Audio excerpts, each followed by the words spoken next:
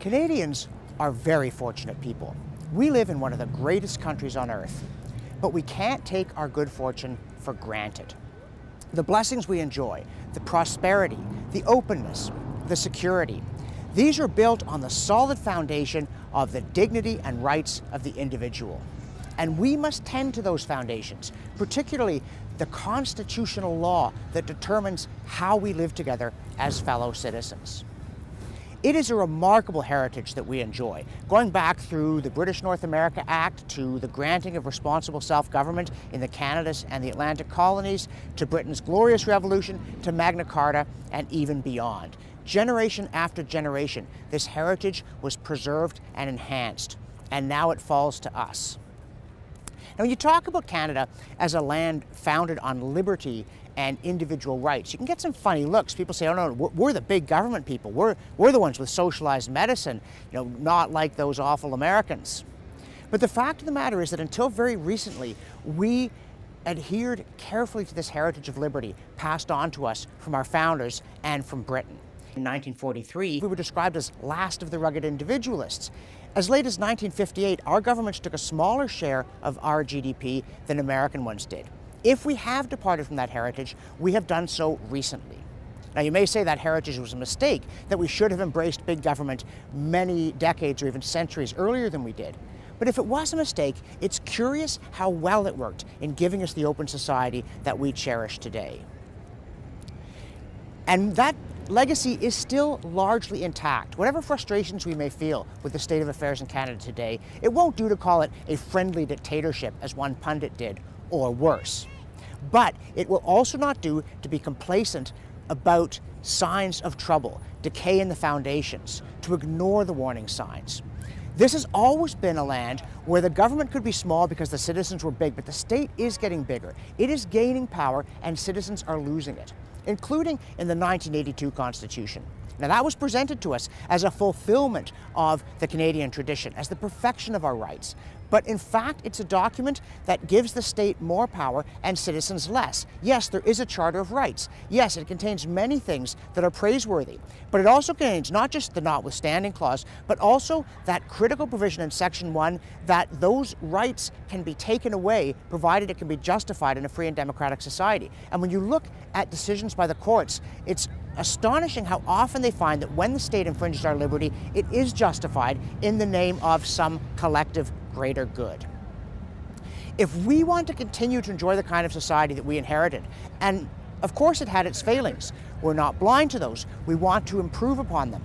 But we need to fix our Constitution, in particular to make sure that government continues to be the servant of the people and does not become their master. There are all kinds of ways in which today we feel frustrated by our inability to control the state. Taxes, for instance, they just keep going up. Regulations proliferate. The amount of room to make your own decisions about anything from safety to the construction of a railing is shrinking. The political class is increasingly disconnected from the mass of citizens. Those who work in the public sector enjoy perks and conditions that the rest of us don't. And we try to fix something, for instance, to reform the Senate. We come up against the biggest flaw in our Constitution, that the people are effectively excluded from how it operates and they cannot change it. And that is a striking departure from our tradition. From Magna Carta through the British North America Act, the fundamental law that we lived under came from the people, and it was not possible to change it without our consent. But the 1982 Constitution was not passed by referendum. It was not created by a parliament or by provincial legislatures who'd been elected because people knew it was coming. It is a very severely flawed document, right down to the foundation in popular consent that it lacks. That's why in this documentary, we're going to explain the development of our Constitution, what was right through 1867 and on into the 20th century, what was going wrong already by 1982, and the ways in which the 82 Constitution conspicuously failed to address the problems and introduced a whole set of new ones. We're not just going to describe, we're going to prescribe. We are going to suggest ways that the Constitution could be improved, and we are going to produce, as a companion piece to this documentary, an actual draft replacement Constitution that we say should be put to the people in a referendum so that Canadians themselves may continue to control their government, including critically, the fundamental rules by which it operates. We are fortunate to live in Canada. We do enjoy the blessings of liberty, but to pass those on to our posterity, we must make sure that we continue to control the fundamental ground rules and see to it that they protect the dignity and rights of the individual rather than empowering the state.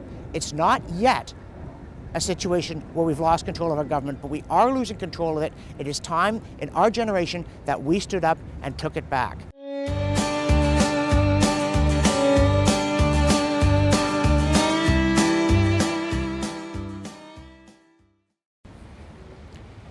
The problem of good government is a very old one, and it's very rarely been solved adequately. That's why our story starts as long ago as Roman times, and in the only part of the world where a truly satisfactory solution ever was found, and that's in Britain. To have real liberty, you need three things. First, a passionate attachment to freedom, or else you won't defend whatever it is that you have. Secondly, an understanding that it depends upon the rule of law. That is, standing rules that are applied fairly to everybody. And the third thing is a popular veto on the actions of government, because otherwise it will override the rule of law when convenient, and pretty soon you'll have no freedom left. And the problem, how to do this, is even older than Juvenal's pointed question, quis custodiet ipsos custodes, who shall guard these guardians, that was asked around the time of the Emperor Trajan. And that question never goes away, and nor so far has the solution that evolved here, where Athens met Jerusalem and Rome, and then, in of all places, the British Isles met Tacitus's self-governing Germanic tribes. And there are physical remnants of Roman Britain around here, including this wall that once guarded the eastern side of what was then Londinium.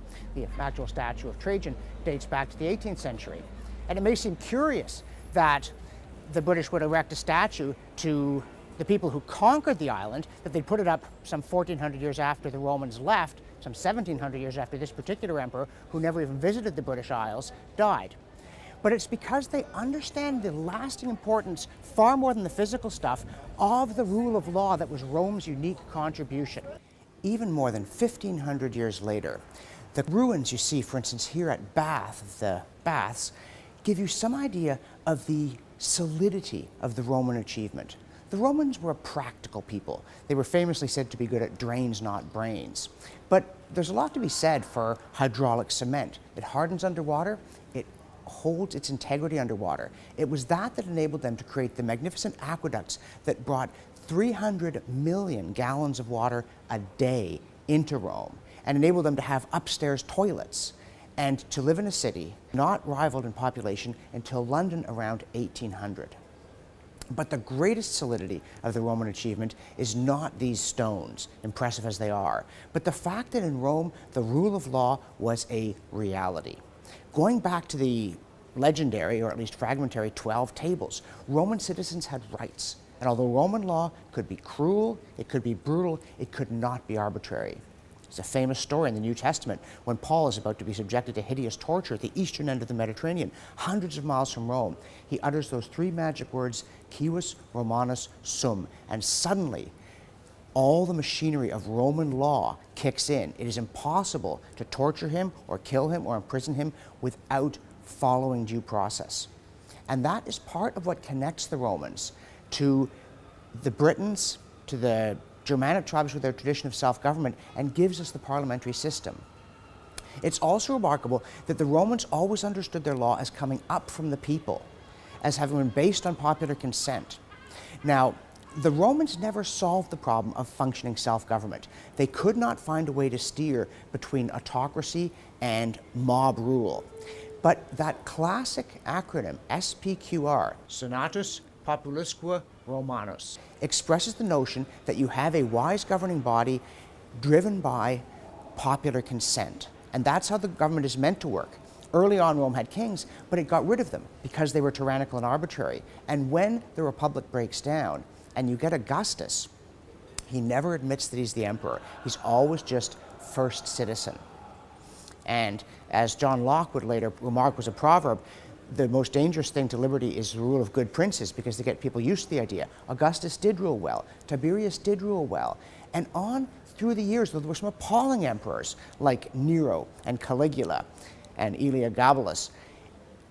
The empire was mostly well-governed, and it was well-governed in part because people expected it to be well-governed.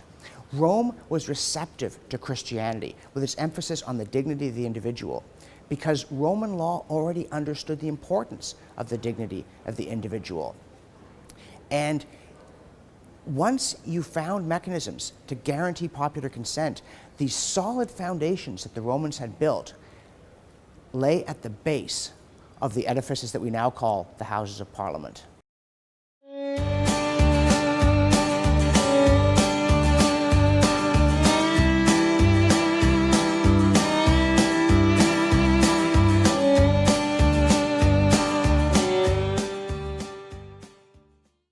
A powerful mystique attaches to the legendary King Arthur and his court at Camelot, right down to the present day. And it has little to do with that rubbish in Malory's Morte d'Arthur about Sir Bagdemagus and the questing beast and that prig Galahad, or Merlin traveling backwards in time in T.H. White's Tormented, the Once and Future King, which takes its title from what Malory says was written on the tomb of King Arthur. You see, the semi-legendary, semi-historical Arthur, never properly identified, was evidently a leader of the Romanized Britons after the legions left, trying to hold off the hordes of Saxon invaders with their axes, their torches, and their terrible gods, in defense of this remarkable civilization that had arisen here, with its rule of law, its respect for the rights of individuals, and its Christianity. It's revealing that the sites loosely associated with Arthur are generally found in Western England, like Cadbury Castle here in Somerset, once known as Camelot. It's very possible that the great victory that Arthur won at a place called Baden Hill, never identified, but revealingly known by its Latin name as Mons Badonis, was somewhere perhaps around Bath, maybe Salisbury Hill. That's also true of Tintagel Castle, a medieval ruin on the west coast of Cornwall. It's associated with the legend of Tristan and Isolde, but also is allegedly the place where King Arthur was born and conceived in an act of druidically facilitated adultery. Again, we're in the west of Britain, associated ourselves with the Christian but still druidical Celts, all part of that tale of the resistance to Saxon invasion. And this site, which was a hilltop strongpoint from Bronze and Iron Age times, it was still occupied until about 70 AD when the Romans had had enough of the people here and they cleared it off. But when the Romans left, it was reoccupied, it was rebuilt. And we know that around 500 AD, there were timber and stone walls and fortifications. There was a new massive gate, and there was a timbered hall where archaeologists have found fragments of expensive pottery from as far away as the eastern Mediterranean. Clearly, this was a place where the light of Roman Britain was preserved well into the 6th century. And it's a remarkable tribute, not just to Roman Britain, but to Arthur's victory and its implications, although in the end the Saxons did overwhelm the Britons and drove them into the Welsh mountains, where they became the Welsh, that the Saxon conquerors were awed by the civilization that they displaced, not just by its masonry, but by its devotion to the rule of law, by its system of government, by its devotion to something more noble than simply plunder, to which the Saxons added this capacity Tacitus talks about among the Germanic tribes for community control of government, so that you got a veto on regimes that got out of hand. The Saxons, in turn, were evangelized. They became guardians of liberty under law. I mean, Alfred the Great of Wessex, he's a Saxon, but in his day, he's the one fending off savage invaders from across the North Sea with their terrible gods and their swords and axes and their torches and their pillage. About as late as the time of Ethelred the Unready, this place was again fortified against Viking invaders. And that's how Arthur became a hero subsequently to the Saxons, to the Normans, and on down to present times. To take one example, in later tellings of the story, Arthur is a lad adopted by a Norman family who manages to pull the sword out of the stone on behalf of the common people, who then acclaim him as king when none of these fancy aristocrats can manage to do it. He stood for the idea that government should come from the people and should defend the people. He's a foundational figure in the self-understanding of the English-speaking peoples, of their devotion to liberty under law, to defense of higher ideals regardless of the odds, to a dogged determination that right shall somehow prevail no matter what the circumstances. The legend is so strong that a British newspaper 70 years after the Battle of Britain evoked St. George slaying the dragon for the RAF's victory over the Luftwaffe, and also the Knights of the Round Table in the person of the Flyers who took to the air over Britain back in 1940. And it has occurred to me that if Arthur really was just sleeping, waiting for Britain's hour of greatest need, it's not implausible that he was reincarnated in that most unlikely of figures, the jowled, scowling, cigar-chomping Winston S. Churchill.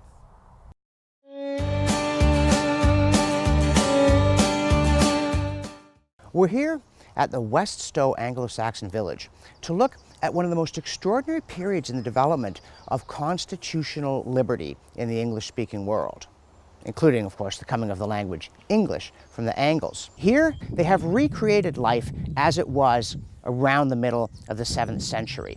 They've got the kind of buildings they would have lived in, the handicrafts, the sort of agriculture they would have practiced. Of course, they don't have the smell. But you know, that's one of those things that we tend to overemphasize. What you had here was the smell of nature and of agriculture in a prosperous community. But there wasn't the stinging stench of smog from 20th century cities. There weren't the kind of pollutants that we live with. To be quite honest, our hotel last night was pretty rank. And we underestimate the Dark Ages in other ways too, thinking of it as a time of poverty, sloth, of people living short, miserable lives in mud hovels. As G.K. Chesterton said, people often, they talk about the Dark Ages. It's kind of an all-purpose insult with a jumble of everything from the Middle Ages to the Stone Age to the Victorian Age.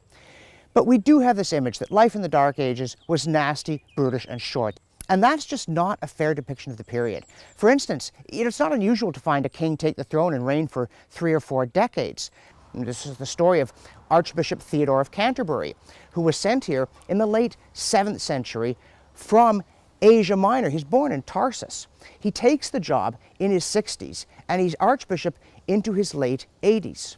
And Benedict Biscop, who came over with him and later founded the monasteries of Wearmouth and Jarrow, where the Venerable Bede wrote and lived, he is credited with bringing over stonemasons and glaziers from Gaul, not just to build, but to teach these crafts to the English, who up to that point had mostly worked and lived in timber.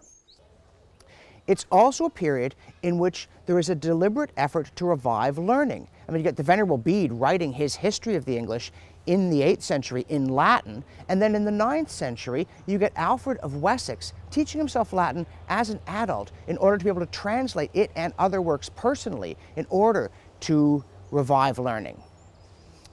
You've got Queen Margaret of Scotland, also saint. She was born in England of the House of Wessex, but she was raised in Hungary. She's fluent in Magyar and English, and she can certainly read Latin. This is a period in which people had rights, a kind of individual right and use of property that was unknown even to Roman law. And when I say people, I mean people. Women had rights in Anglo-Saxon society, a quite extraordinary degree, more than they did 500 years later. Women were legal persons in these Dark Ages. They could own property, they could act in court. One study of wills around the year 1000, for obviously there aren't very many, they tend to be from important people, and it's chance that they survive, but about 1/3 of them are women who are significant property owners in their own right. There's even a law under Alfred the Great that bans unwanted sexual advances, and if somebody molests a woman, he gets fined and she gets the money. This is a period of remarkable achievements, and none more than in the field of constitutional rights. This really is a miraculous period. I don't use the term miracle lightly. It's important not to see history as a series of grand inexorable forces grinding up individuals like so much grist in a mill. Really unusual things do happen, things we take for granted afterward that nobody could have predicted beforehand. When the Saxons first show up, they're bloodthirsty invaders. The name comes from the seax, or short axe, which I assure you had many other uses besides chopping wood. They lay the place waste, they slaughter the Britons, they leave carcasses out for the wolves and the crows. And yet, within a century and a half, they have become the defenders of peace and order. And the Saxons bring with them from Germany something quite extraordinary, this habit of self-government, this understanding of law as the property of the community, not of the ruler, an element that the Romans struggled with and other people never got anywhere near.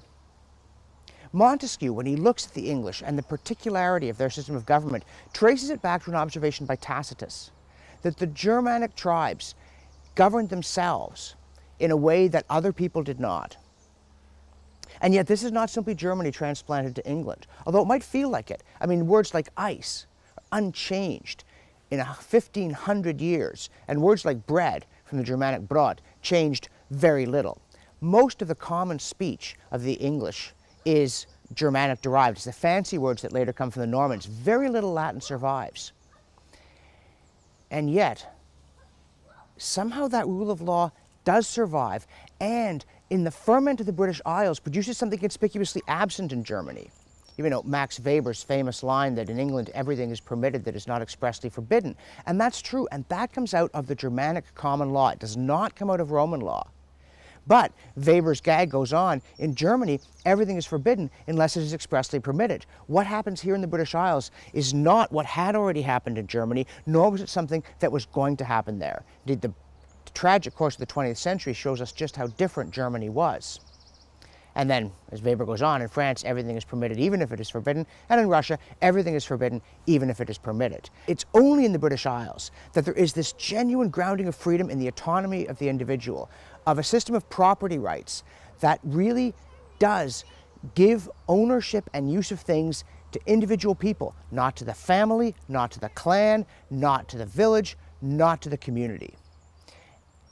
And yet, that combines with the rule of law as the Romans understood it to produce something absolutely astonishing. As soon as the Saxons, the Angles, and the Jutes start to be evangelized, they start to produce law codes. And the very first really known convert is the Kentish king Ethelbert. He's also the author of the first extant law code. But it's not a law code like Justinian's, some abstract first principle piece of work that covers every imaginable situation. What it does is it takes places where the unwritten law had become confusing or there were disputes about what it meant, and it clarifies them. And when the king enacts a piece of this law code, he is not acting as an autocrat telling his people what to do.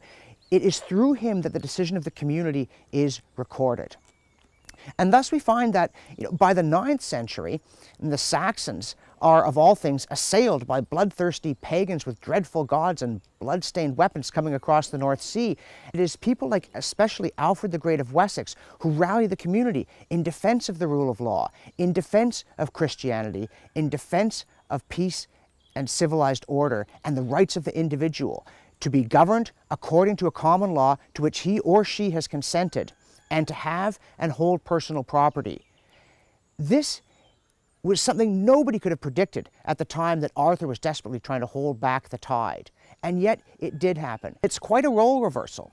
And so desperate are things under Alfred that there's a point made by Sasha Volok. He says, initially, the Germanic invaders established 7 kingdoms, the famous Heptarchy. The Jutes create Kent. The Angles establish Northumbria, East Anglia, and Mercia, and the Saxons create Sussex, Essex, and Wessex.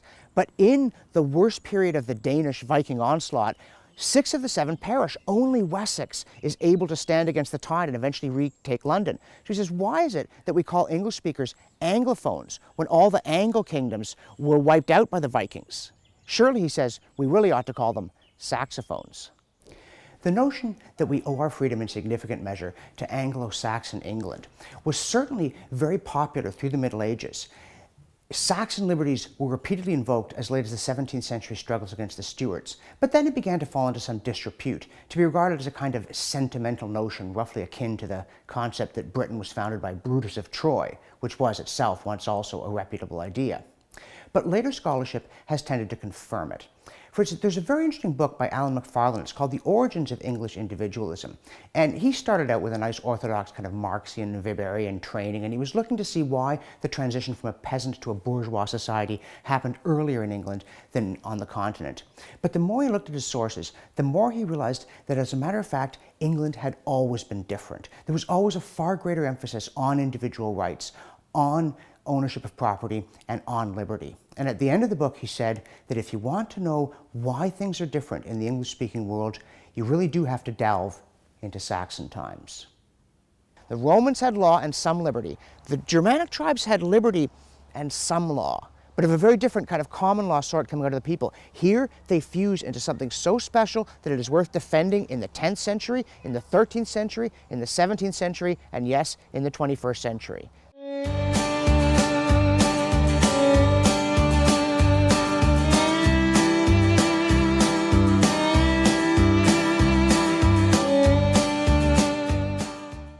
All I have to say is Sherwood Forest, and immediately you see him, clad in green with his merry men and his trusty longbow. Yes, it's Robin Hood, and behind me the fabled Major Oak, already venerable, a landmark reputed to have been either his headquarters or their rallying point when it was described by Major Hayman Rooke in 1790. And Robin Hood is a legend in England. He's featured in popular culture on beer. He's a tourist attraction. Countless books and movies have been played by Douglas Fairbanks and Kevin Costner. But what is it that makes Robin Hood a figure with such enduring appeal? Well, he's an outlaw, but he's only an outlaw because the law itself is unjust. He is a fighter against tyranny. Ultimately, the legend would settle on him living in the time of Prince John, waiting for good King Richard I, the Lionheart, to come back from the Crusades and restore justice. Robin Hood does not steal from the rich. Robin Hood takes back from the rich what they have stolen from the poor. Not just their possessions, but in some sense their law, because ultimately the legend says he's a Saxon who's being oppressed by Norman overlords. So he's connected with the struggle for Magna Carta. Now, we covered the evolution of Parliament in some detail in our Magna Carta documentary. It's getting control of the purse strings, various attempts by the executive to establish autocracy, and the ways that they were defeated, and both the institution of Parliament and the rights in Magna Carta were preserved. So, Magna Carta and the principles it contains were woven into the fabric of English government and constitutional law from 1215 down to this confrontation with the Stuarts in the very early 17th century. For instance, Bratton's famous commentary on the laws and customs of the English, Bratton was a judge under Henry III in the late 13th century, make very clear that the king is under the law. He does not make the law. If you go ahead to the mid-15th century, Sir John Fortescue is Chief Justice of England. When Henry VI is forced into exile, Fortescue goes with him and he writes his praises of the laws of England, again emphasizes the common law trumps statute law. Parliament and the king cannot pass laws that infringe the rights of Englishmen. And if you look at practice, under both Edward I, John's grandson and a very formidable monarch, and Edward III, who's Edward I's grandson, and in his own right also a very formidable man, it is specifically enacted that any law contrary to Magna Carta is null and void. And if you watch the institutional development, particularly the fact that the House of Commons, we don't quite know when or how, but by 1346 it's clearly sitting separately. The ordinary people have a right to their own chamber.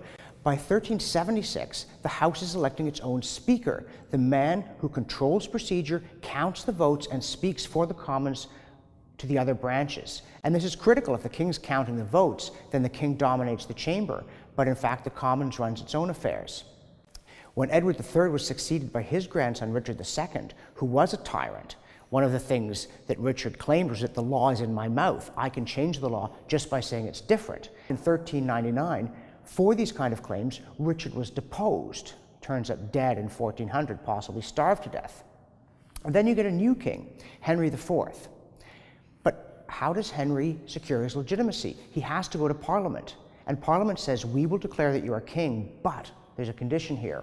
When we present you with one of our petitions or grievances, we're upset with the way something's being done, we want it fixed, you're going to give us an answer before we give you any money.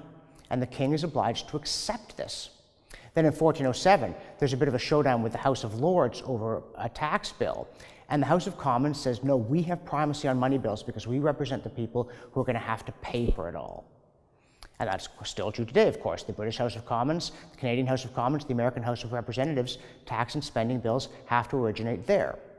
Then in 1414, shortly before Henry V is off to Agincourt, Parliament says to him, look, we've noticed something that bothers us. We present you with these petitions or grievances, you give us an answer, then we give you money, we go home, you whip out the old quill pen, and you start fiddling with the text. Well, no more of that. From now on, the text as we write it is the text of the law. So already you have, by the early 15th century, the fundamental structure of government by legislation and Parliament controlling supply. That is, the purse strings are used to restrain the executive. It's all in place. And it's all in place based on the simple fact that the common people of England have a right to not just to a say in how they're governed, but fundamentally to control it, to set the terms and conditions under which government operates in England. If people didn't mention Magna Carta every time they turned around, it's because they didn't have to. It was all incorporated into the fabric both of the commentary on the law and the practice and the constitutional order. It's only when the Tudors and the Stuarts start challenging it that people explicitly bring it up and say, no, no, no, this is the way things are. This is the way they've always been. This is the way they're going to stay. At one point, Henry VII, Henry VIII's father, said he was so fed up with Parliament that he would never call one again. He would govern in the French fashion. But that was just letting off steam.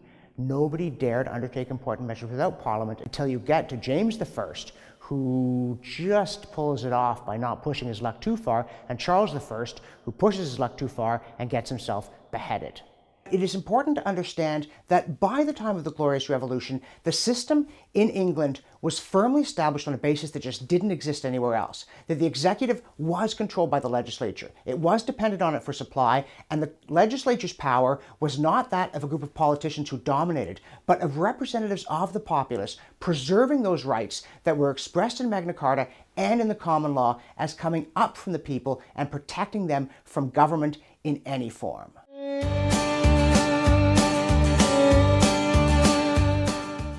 Or, on the coast of Kent, is the scene of a particularly ignominious episode in the disintegration of the reign of King James II and the Glorious Revolution. The king fled from London, throwing the Great Seal into the River Thames in a gesture of contempt on his way out, boarded a ferry down the coast at Faversham hoping to rejoin his family in France, was seized by some sailors who thought he might be a Jesuit priest in disguise, and dragged ashore in these marshes, having somehow acquired a bloody nose along the way. He was briefly placed under arrest, taken back to London, and then William of Orange allowed him to slip quietly away. Now, when James threw the Great Seal into the Thames, it was partly simply to show what he thought of the English, and partly in the apparent belief that because it was formally necessary to use the seal to convene Parliament, the machinery of government couldn't operate without it and without him. James had badly misjudged his position. As the locus of the formal proceedings, he was not an absolute monarch, contrary to what the Stuarts persistently believed. And he had misunderstood the workings of the system in a much more fundamental way.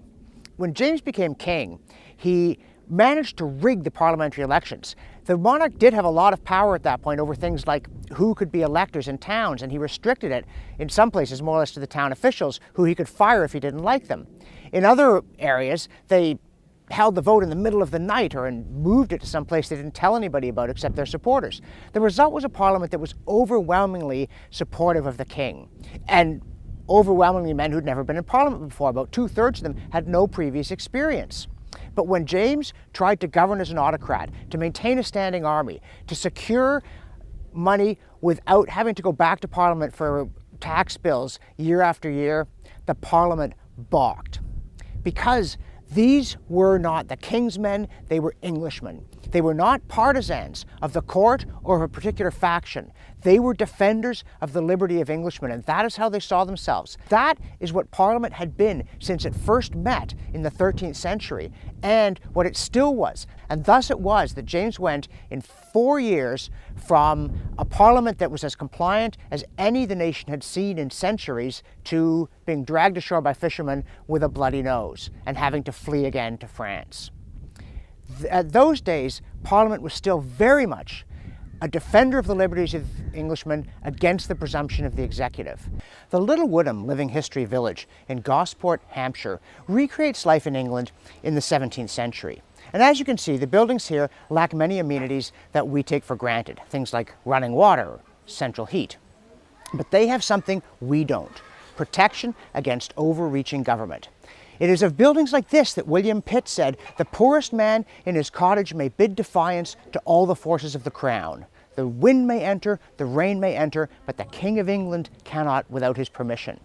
And he was just echoing Edward Coke, who said that it was legally established that a man's house was to him as his castle and fortress, as much for defense against injury as for his repose.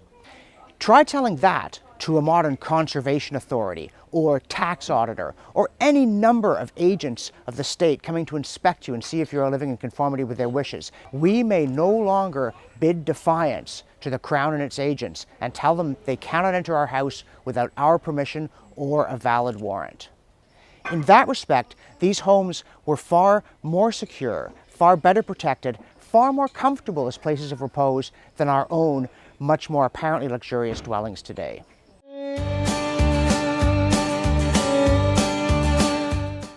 For nationalists concerned about English domination, June the 24th is obviously a very important date, because it was on June 24th of 1314 that Robert the Bruce intercepted an English army on its way to Stirling Castle and crushed them in the Battle of Bannockburn. For the Scots, that's when they gave it back to the English for what they'd done to William Wallace, played by Mel Gibson in the movie, and also secured the independence of their homeland for nearly 4 centuries. That's why he has a statue here at Stirling Castle and on the battlefield next to the magnificent memorial. But June 24th is also important for the English. It's actually fortunate that they lost at Bannockburn, because if they'd conquered Scotland in the early 14th century, they would almost certainly have had to rule it autocratically, without the consent of its people expressed through representative institutions. And that would have created a dangerous precedent that might well have undermined the Parliament that was growing in authority and power in England. Instead, the Plantagenets, particularly Edward II, weakened by the defeat at Bannockburn, were forced to cede some authority to Parliament, allowing it to get control of the power of the purse and become an effective check on the executive. As for Scotland, well, of course, it did eventually join with the English in the Act of Union in 1707, but as a partner, not as a conquered tributary. That was a partnership enormously fruitful for both nations and for the world. Great Britain gave us the Industrial Revolution, the 18th century Enlightenment, a successful struggle against French autocracy under Louis XIV, the Sun King, and Napoleon, the Emperor, then the high noon of parliamentary democracy in the Victorian period, before putting everything they had into the successful struggle to stop Hitler in the 20th century. And paradoxically, none of that might have happened if the English hadn't lost to the Scots at Bannockburn. That's why June 24th is a date that all lovers of freedom should celebrate. Parliament House in Edinburgh, here behind me, was the home of the old Scottish Parliament until it voted itself out of existence in 1707 and the Scots began sending members to Westminster. And a lot of mythology has grown up around that dissolution, including that it was the result of bribery. In fact, the Marquess of Queensberry, given £20,000 to bribe the members, pocketed more than 12,000 of it himself. It just wasn't needed. And the old Scottish Parliament never functioned anything like the English one. Elections to it were irregular, it didn't really have a corporate identity, much of its history is quite obscure, and it certainly was never an effective check on the kings of Scotland. As a matter of fact, when James VI of Scotland became James I of England and went down to Westminster, he complained to them that whereas the Scottish Parliament listened respectfully to his advice and then followed it, they seemed to have nothing better to do than take issue with every word that he said. Nevertheless, the outrage in Scotland at the dissolution of a body to which they'd paid very little attention while it did exist reflects this deep-seated feeling in the British Isles that the people must be represented in government, that you don't just want to have an effective executive, there must also be a kind of council of the nation. And it's important that we should retain that sentiment, because in parts of the world where they don't have it, it's sorely missed. And if it does slip away, it is very difficult to get it back. So the old Scots Parliament may not have been everything that Scots nationalist mythology claims that it was. But it's very important that it could only vote itself out of existence in order to establish another, better representative body. Because the people of the Anglosphere will be represented in government, no matter what the circumstances.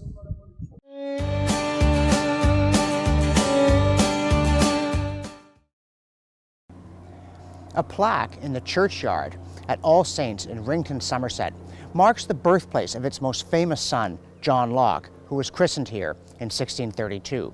Its most famous daughter, by the way, is Hannah More, the abolitionist and playwright. But Locke is very important to our story because he is the great theorist of freedom in the English-speaking world. Now, liberty in the English-speaking world is a very practical thing. And if you look at someone like Edward Coke, he's concerned with legal precedent, with the nuts and bolts of how people exercised and enforced their freedom over many centuries. But it's not that Locke in any way disagrees with Coke, but he philosophizes from first principles, from a state of nature, to explain why Coke is right. He was in exile until the Glorious Revolution. He came back when James II was deposed and William and Mary put on the throne and the Bill of Rights instituted. And his second treatise of government lays out the philosophical basis for the freedom of the individual, here and anywhere. But the first treatise, if you're curious, is a demolition of the theory of the divine right of kings. It's unreadable today because nobody believes that stuff. If you'd like to see a man give a flying body slam to a disarticulated skeleton, I recommend it. Otherwise, go with the second treatise, because in it, Locke talks about the rights that we possess inherently, even in a state of nature, which for Locke is not exactly a war of all against all. We're still bound by the moral law. We have rights, but we lack the means to preserve them. That's why we enter into society and create government, is to have practical enforcement of our rights. But Locke has this extraordinarily rigorous analysis of the rights that we have in a state of nature, the powers that we possess and can therefore delegate to government, and the ones that we don't. And when I've taught this in American history courses, talking about the American Constitution, I challenge my students in the following way. I say, I defy you to read Locke and disagree with his premises. I also defy you to find faults with his logic. But if you can't do either, surely you have to accept his conclusions. And here are Locke's premises. First things first, he says we own ourselves, our time, our labor, our own physical bodies. Therefore, we own what we make with our hands, provided we don't use force or fraud to acquire it. Locke says we own our own ears and we own our own tongues. And that means that we are allowed to decide what we listen to and what we say. And nobody can force us to be silent or to say the thing that we do not believe. We can't force anybody else to listen, though. And so when we enter into society and we constitute governments, we may delegate to them the protection of our right of free speech and our right to choose what to listen to. But we cannot delegate to them the right to silence somebody else, because that is not a right that we possess in the state of nature. And by the same token, because we own our own hands, we own our time and our labor, we own the things we make, and we may freely exchange them, but we don't have a right in a state of nature to seize things that someone else has made. And so once again, although we may ask government to protect our right to own those things we have made, we cannot delegate to government the right to take things away from other people and give them to us or to someone we think more deserving, because again, that's not a right that we have in the state of nature. And we enter into governments to protect these things, to protect our personal safety and to protect the lives that we build. But he says when we enter into society, we do not give up the rights that we had in a state of nature. We delegate them to some extent to the state. But the state has not become the sovereign. The people remain sovereign and they retain their rights. The state is exercising them on behalf of the people, and if it exercises them poorly, it forfeits their confidence and it ceases to be the delegate of those rights.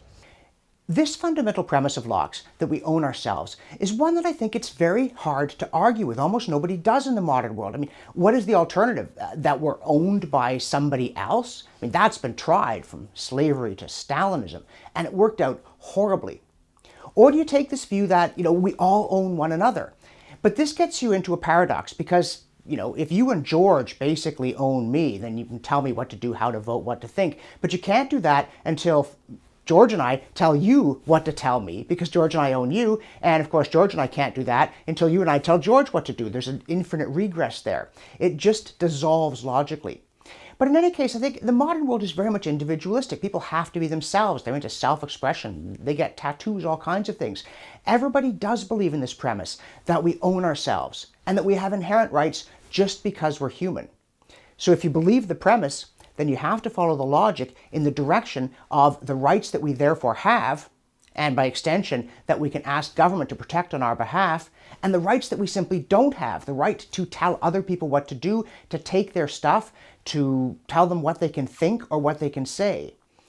So again, if you believe the premises and you follow the logic, how do you escape the conclusion that government exists to protect our life, liberty, and property, but not to entitle us to help ourselves to things that other people have or to boss them around because we know better than they do how they should lead their lives?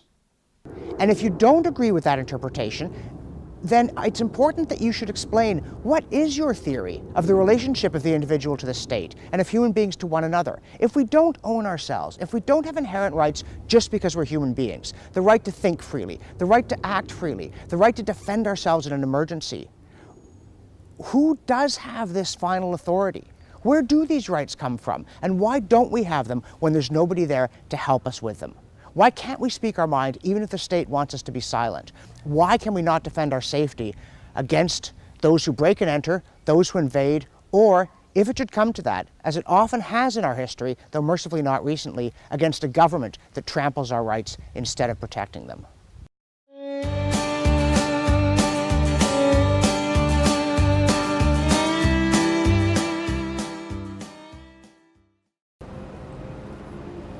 Nothing more immediately evokes the British government than Westminster Palace, the Houses of Parliament here on the banks of the Thames River in London. Just as nothing more immediately evokes the Canadian government than our own Houses of Parliament. But what you see behind me is not the seat of the British government, it's the seat of the British legislature.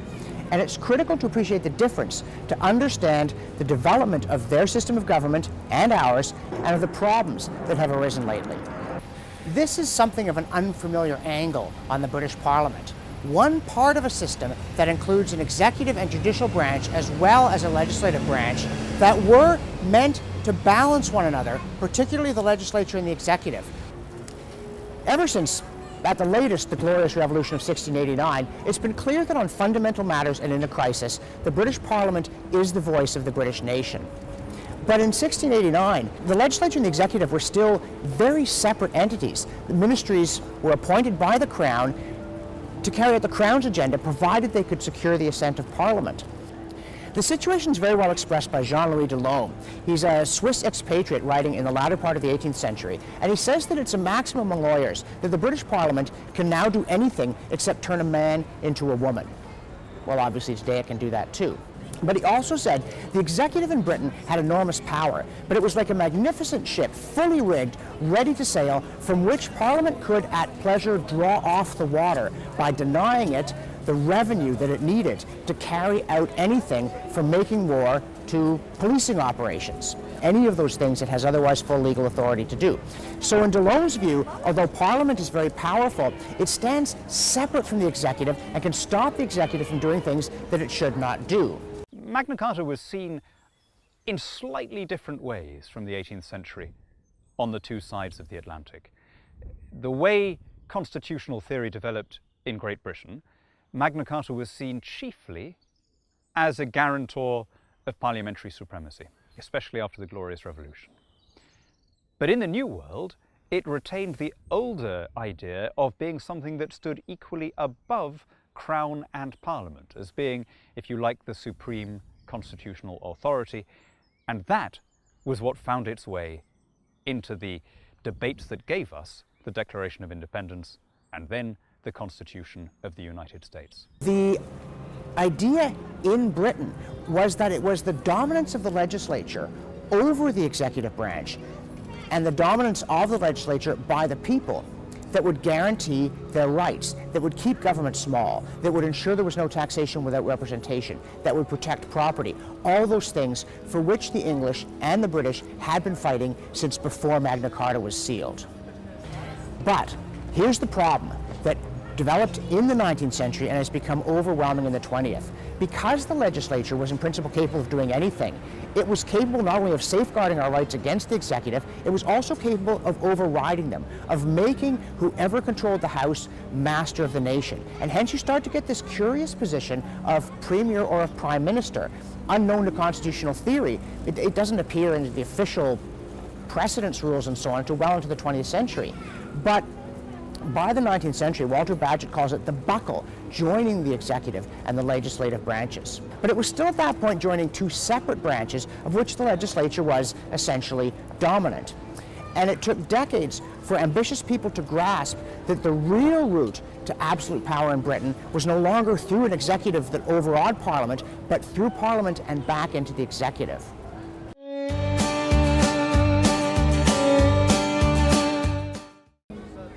Within the victory in 1689 were the seeds of future trouble. The requirement that the ministry should command the support of the legislature developed into an impulse on the part of the executive to make sure they dominated the legislature. And it comes about very gradually.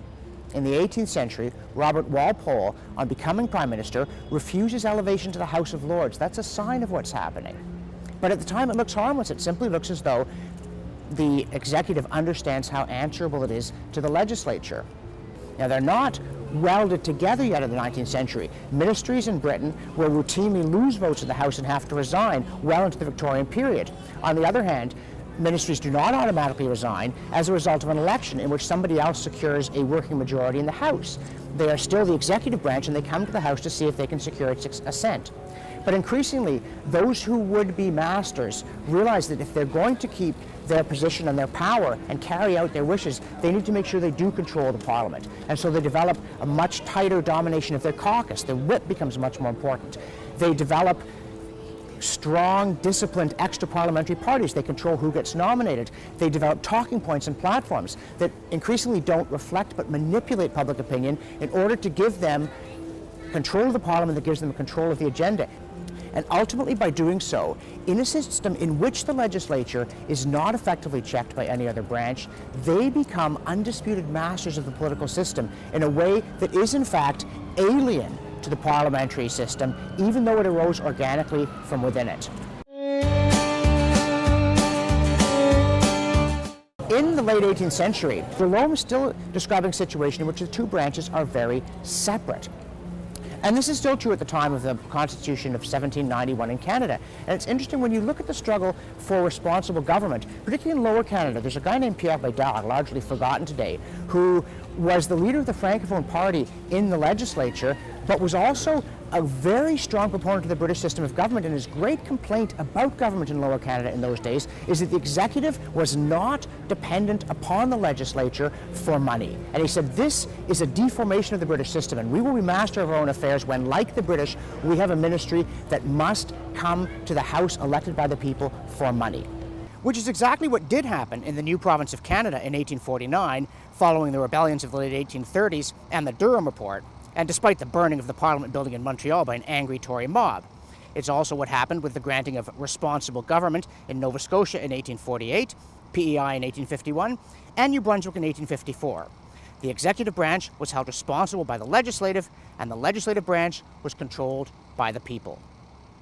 By the late 19th century, the scene is very different.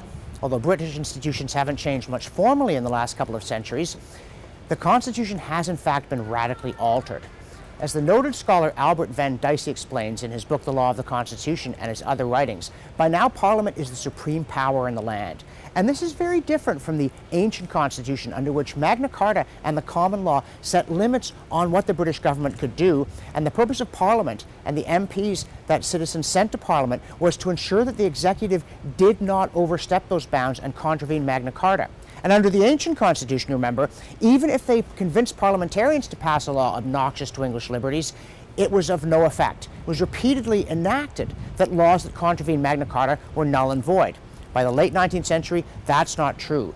Anything that the Parliament does is now fundamental law. As Dicey himself quotes, if Parliament were to pass a law saying that all blue-eyed babies should be killed, the preservation of blue-eyed babies would in fact become illegal in Britain. No court could say otherwise. And of course, as he adds, the populace would have to be insane to pass such a law, and so would legislators. But it does mean that by now there are far fewer checks on government than there had been in previous centuries. And it's ironic that that grows out of what seems to be a great victory for popular self-government, the emergence of Parliament as a branch that stands above the others. But the problem here, of course, is that if the executive now gets control of Parliament, nothing can stand in its way. An example of the way the system worked and of its potential problems can be found in Dicey's discussion of freedom of the press as it exists in Britain. He said, it's not some special privilege bestowed by the state upon some particular caste of individuals known as journalists who have some especially useful social function. It's simply a consequence of the fact that, under common law, nobody may interfere with you as you go about your business, for instance, renting or purchasing a building, hiring people to collect news and to edit and write news stories, purchasing or leasing printing presses, and then going about the streets distributing the result to people who are willing to buy it from you. But what happens in a system where the common law and Magna Carta are no longer protected against action by the executive through the Parliament? What other guarantee is there that you can continue to have free discussion of issues, including what is called freedom of the press? And the answer, unfortunately, is really there's nothing. Now, it's a good idea that rights are not a privilege bestowed by the state, but If they're also not enshrined in fundamental law, there is then nothing to stop the politicians from silencing you if they don't like what you're saying. And increasingly that is happening. In Britain today, if you make what is regarded as a tasteless ethnic joke, you are not simply in danger of being shunned by your fellows, or if you're a professional comedian losing your audience, you can be prosecuted, you can be fined, you can be put in jail merely for saying something you happen to think which happens to offend other people, rightly or not. There's nothing anymore in Britain to guarantee that bad taste can't land you in jail. And in Canada as well, with the added burden that you get hauled before not a court, but a human rights tribunal that doesn't have to follow due process. And that is not how freedom used to be understood in the Anglosphere. Most of British history and Canadian history, the job of the legislature was to control the executive on behalf of the people. But once the executive controls the legislature on its own behalf, who can check the executive? And the answer increasingly is nobody. The legislature increasingly plays a minor role. All that power that it acquired has passed into the hands of the executive. Now, once Parliament becomes the supreme power in the land, or rather the instrument through which the executive branch exercises supreme power, the system of checks and balances breaks down increasingly in practice and even in theory. For instance, there's a piece of legislation passed in Britain in 1925 called the Ratings and Valuation Act, 90 pages to which nobody would have paid any attention. But buried in it, there's a statement that the minister is empowered, if he encounters difficulties in carrying out the law, to remove those difficulties. That is to say, by executive fiat, by a regulatory act, he can change the very legislation that gave him this power. In short, the legislature has truly become not even a rubber stamp, because these regulations and rulings come out of the executive branch via the agencies and via the ministry. And this is exactly what Magna Carta was forced on King John to prevent, the king from simply being able to change the law by saying things. Richard II was deposed in part for saying, "The law is in my mouth." That is to say that what the executive branch said the law was the law. The law had to come from the people's representatives. But once the executive controls Parliament and gets it to delegate its authority, then the people are no longer in charge of the rule-making process. And by now, we're not even surprised by this. You come into an election, what happens? The candidates for office put before you a platform that, if their party wins a majority in the legislature, will be enacted on behalf of the executive. And suddenly you don't have separate branches, you have separate political parties, but each of them aspires to control this unified thing, this fourth branch unknown to constitutional theory that is a fusion of the executive and the legislature, in which the executive is dominant. And that, by the middle of the 20th century, is very much the situation in Britain and even in Canada. It is astonishing and revealing to see how large the cabinet has now grown, both federally and provincially, not to discharge vital administrative duties, but to absorb much of the legislature into the executive quite directly.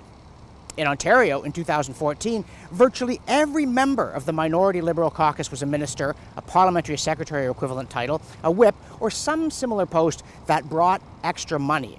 And federally, before the 2015 election with a Tory majority, the figure was over 40%.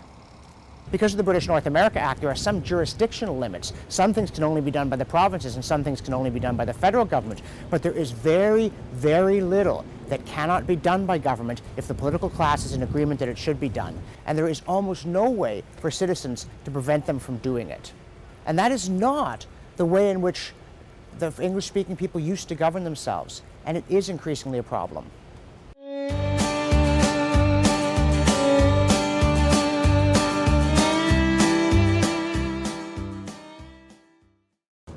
It's no accident that the iconic Gothic architecture of the British Houses of Parliament is reflected in our own Gothic Parliament buildings, including their iconic Peace Tower.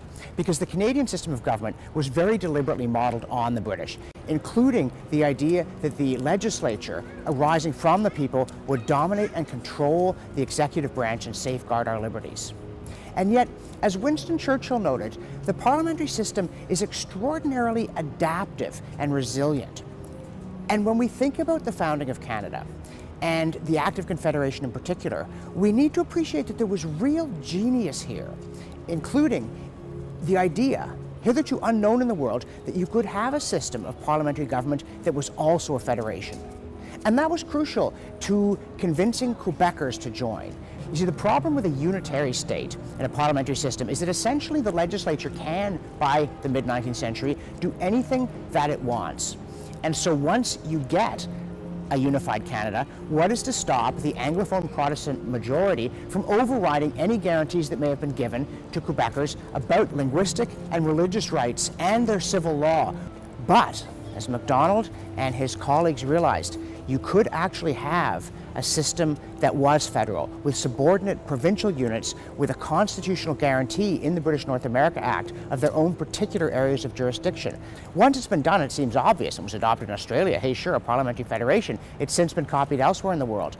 But when it first happened in 1867, it was proof of the capacity for adaptiveness in a system that could preserve its enduring qualities despite the passage of time and the new demands of the present day, which is what 1867 was when it was happening.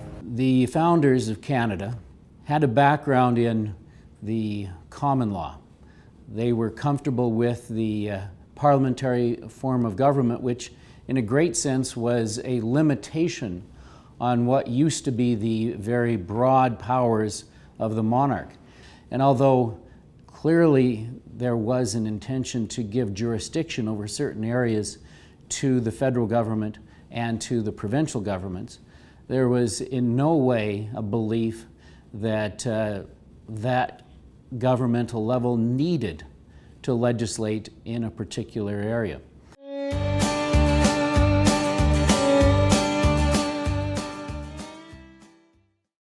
No buffalo here in the wide open spaces of Alberta. Not even the big one that I was thinking about. And that's the province of Buffalo. What a cool name, huh? And it could have happened. You see, in the very early 20th century, when the federal government was preparing to create provinces out of the southern part of the vast Northwest Territories, the Premier of the Northwest Territories, Sir Frederick Holtain, proposed creating one big province, for which he did suggest the name Buffalo, to counterbalance the big provinces of central Canada, Ontario and Quebec. Unfortunately, Holtain didn't get along well with Liberal Prime Minister Sir Wilfrid Laurier, who instead created two smaller provinces, Alberta and Saskatchewan. Now, in general, I think federations work better if they have a lot of members. But the result of splitting up the western provinces, which at that time were thinly settled and not very prosperous, was to continue the dominance of central Canada. Now, I understand why the Founding Fathers didn't tackle the thought of splitting up Ontario and Quebec. They had quite enough on their hands putting Confederation together. But the result of having big central provinces and small, weaker western and eastern ones was a lopsided federation and regional resentments. You saw in the 1980s, 1990s, the rise of the Reform Party, a demand that something be done to correct that imbalance.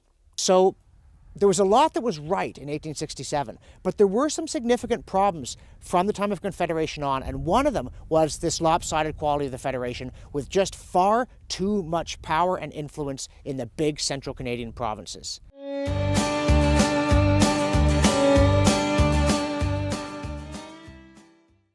Now, the Canadian Federation from 1867 was also too centralized. Section 91 of the British North America Act reserves all powers to the central government that are not expressly granted in Section 92 to the provinces, whereas it should be the other way around. And this came about partly because to men like Sir John A. Macdonald, the ideal parliamentary system was a unitary state, as in Britain. If they could have gotten Quebecers to join such a thing, they would have. And it was also partly because they blamed the American Civil War that was raging as Confederation was being assembled on excessive decentralization and too much democracy, instead of on the hideous institution of racial slavery that really caused it.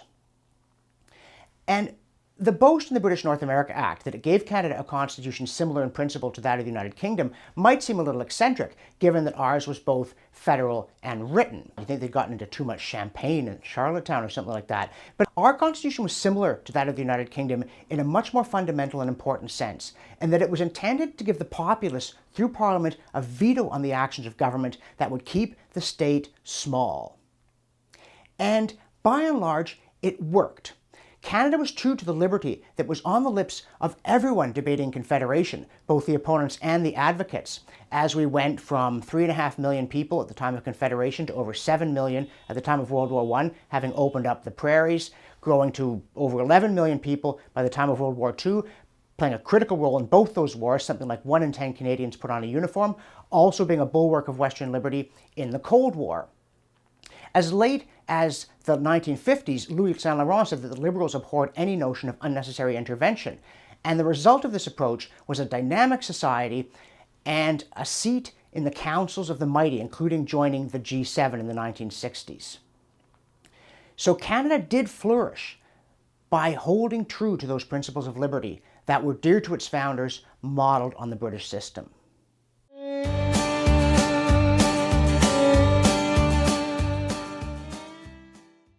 Though largely true to its roots in liberty for nearly its first century, Canada was not immune to the currents of the 20th century or to the defects that had been emerging in the parliamentary system even before the British North America Act. The fourth branch grew in power and importance, and so did the state. A series of crises from the Great Depression through World War II into the social upheaval of the 1960s persuaded people that the good life depended upon the state taking a more and more active role in managing the affairs of citizens, in the economy, even in their social lives. And also in Canada, the federal government was increasingly assertive in its use of the spending power to invade areas of provincial jurisdiction, rarely observing the constitutional niceties that it did in 1940 when it secured a constitutional amendment to give it the power to create unemployment insurance. Another familiar but obnoxious feature of modern governance is the so-called arm's-length commissions and bodies. They're defended as taking the politics out of things, which really means taking the accountability out of them. If the politicians don't control these organizations, since we control the politicians, at least to some extent, it means we don't control these organizations. It's just another mechanism whereby the executive deprives citizens of the capacity to veto its actions, and does it with a sanctimonious conviction of its own righteousness. The result of these various trends was, by the 1960s, this perfect storm of growing legal power in the hands of the state, growing administrative capacity, and growing ambition to remake society, to create the great society or the just society. And so it was that in the 1960s, Canada got most of the elements of a full-blown welfare state, from socialized medicine to comprehensive old age pensions. And yet, signs of trouble emerged immediately. Government spending began to get out of hand. Deficits and debt began to grow in a way that the nation had never seen before. And by 1973, Marc Lalonde, the Minister of National Health and Welfare, commissioned a major orange paper on the question why the social programs were so much more expensive than anybody had predicted and so much less effective. And the one answer that did not seem to occur to people was that the more the state tries to do things for people and the more it does things to people instead of leaving them to manage their own affairs, the more unsatisfactory the results will be, not just in terms of government programs, but in terms of the more general conditions of life in Canada. If John A. Macdonald were alive today and were to take a walk around Ottawa, look at the number of buildings that have been built and the number of civil servants in those buildings, I think he would be shocked that Canadians were willing to spend so much money to receive so little from so many. It was clear that nation building required focus on things like the military defense, things like transportation and connection of one part of Canada to another. And clearly criminal law was important as well. But all of the other issues, clearly things like hospitals and things like schools, things like agriculture, were expected to be dealt with at the local level. And I just think he would be surprised that Canadians would be willing to give so much of their wealth to allow individuals in Ottawa to monitor them, manage them, and in many ways spend their money for them to deliver services that simply are in most cases unnecessary, and in the other cases a duplication. And so you see, although the populace continues to demand ever more government spending and ever more intrusive government programs, people also become ever more distrustful of politicians. And by the late 1970s, this is becoming a crisis of governance, even of the constitutional order.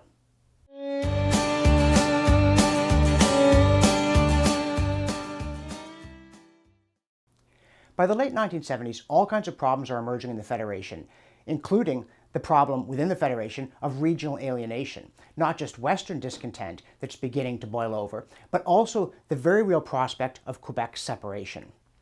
A sense of powerlessness on the part of citizens and even of politicians. Governments couldn't manage their budgets or the programs they'd created, and the machinery of government was breaking down. Pierre Trudeau famously said that MPs were nobodies 50 yards from Parliament Hill. But his solution seemed to be to make them nobodies even when they were in their seats in the House of Commons.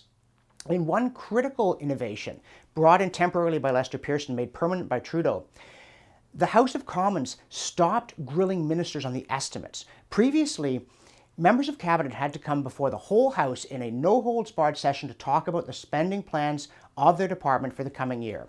But under Pearson and then Trudeau, this job was hived off to the committees. And worse, a rule was implemented that if a committee had not examined the estimates in its area by May 1st, it was deemed to have approved them. And that got rid of all that tedious scrutiny of the executive by the legislature. Obviously, the executive didn't want it to happen, neither cabinet nor the bureaucrats.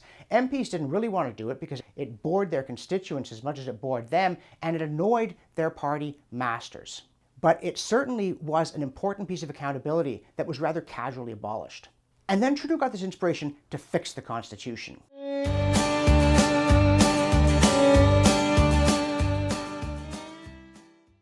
To begin with, it made no effort to strengthen the legislature in its role of controlling the executive. Trudeau liked to run things himself. He was a classic fourth branch man. James I wasn't more keen on executive power than Pierre Trudeau.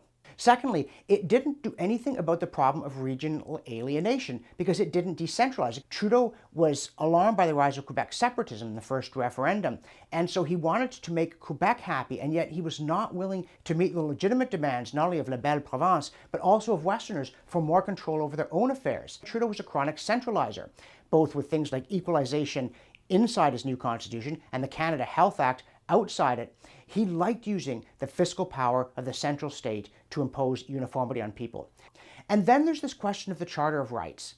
As we've seen from the late 18th century on, the guarantee of the rights of citizens that had lain initially in Magna Carta and the common law standing above the parliamentary system, and then had lain in popular control of Parliament, had been breaking down. And yet Trudeau's charter, although he claimed to be a big fan of individual rights, was not an effort to restore individual rights. It does include many important ones, it is true, but it also includes a series of novel collective rights that conflict with the individual rights.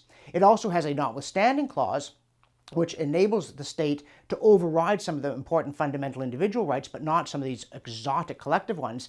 And it contains that lethal Section 1 exception that says that these rights can be taken away if it can be justified in a free and democratic society. Instead of grasping the real message of our history, going back well before Magna Carta, that the essence of a free and democratic society is that government cannot take away your rights.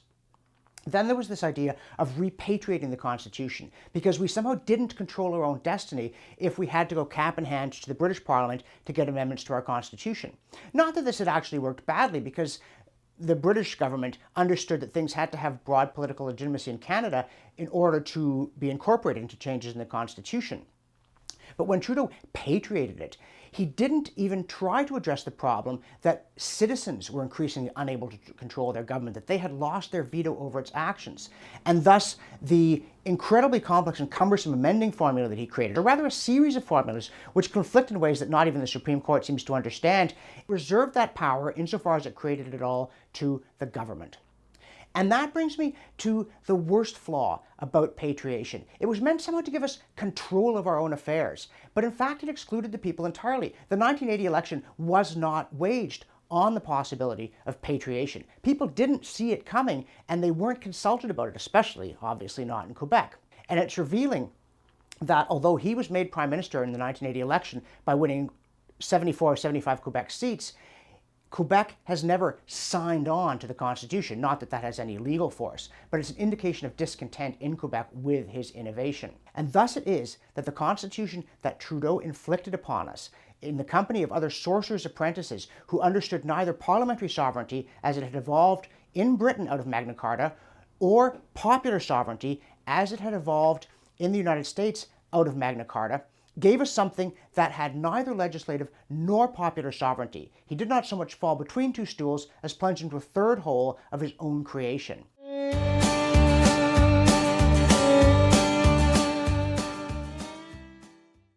The crumbling remains of Ottawa's once majestic central train station, just across from Parliament Hill, hold a special place in Canada's recent constitutional myth-making. Because it was in this building, which was almost demolished to celebrate our 100th anniversary and then turned into a highly unsuitable meeting space, the Government Conference Centre, on the night of November 4th, 1981, that the Kitchen Accord supposedly saved the repatriation of Canada's Constitution. The provinces and the feds were at loggerheads, as you'd expect, on every question from centralizing power to the Charter of Rights that might undermine parliamentary sovereignty to how to amend this unwieldy beast. And just as everybody's about to walk out on one another shouting insults, Jean Chrétien, who's then the Federal Minister of Justice, met with Roy McMurtry, who was the Attorney General for Ontario, and Roy Romano, who was the Attorney General from Saskatchewan, and they made a classic politician backroom deal. Trudeau would get his Charter of Rights in return for a notwithstanding clause so that provinces could take away the important rights but not the unimportant collective ones. And you'd also get this unwieldy Vancouver formula for amending it, at least under some circumstances, 7 provinces with at least 50% of the population. And what's noteworthy about this, it's hailed as a shining example of compromise. They gave up their principles for arrangements that were not workable and excluded the populace almost entirely. The notwithstanding clause has been of virtually no importance in Canada, except to uphold Quebec's obnoxious language laws. It's Section 1 that's proved far more important in undermining our rights. And the amending formula doesn't work, doesn't apply to everything, and is terribly confusing.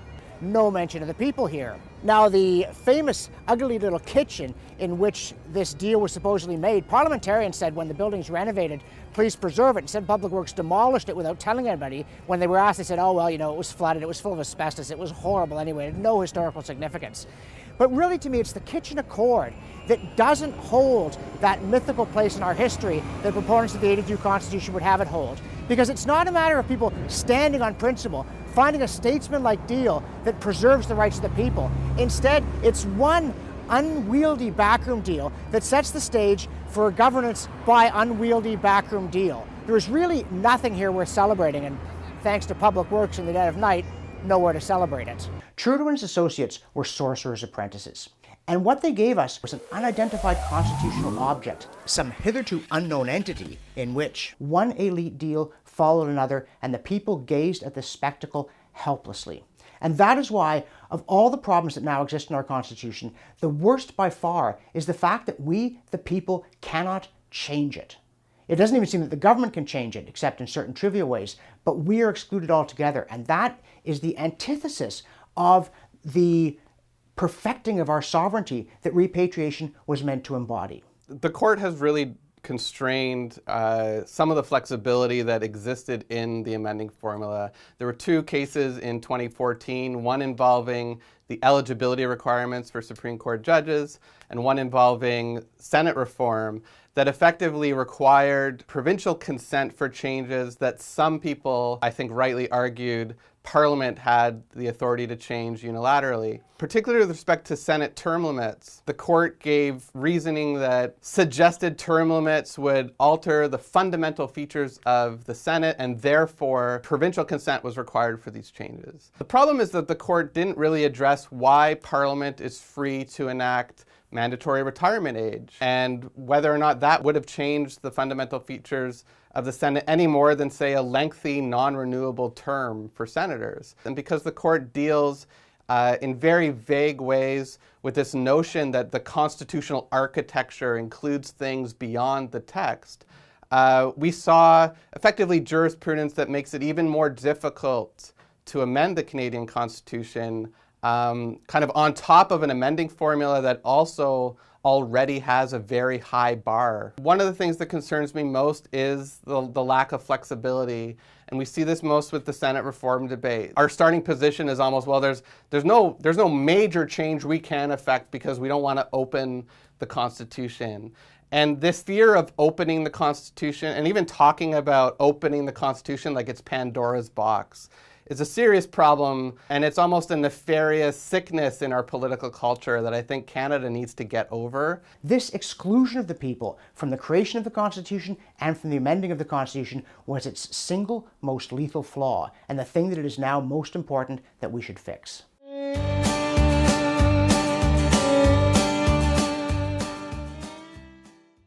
The 20th century has not been kind to the rights enshrined in Magna Carta and protected down through the ages.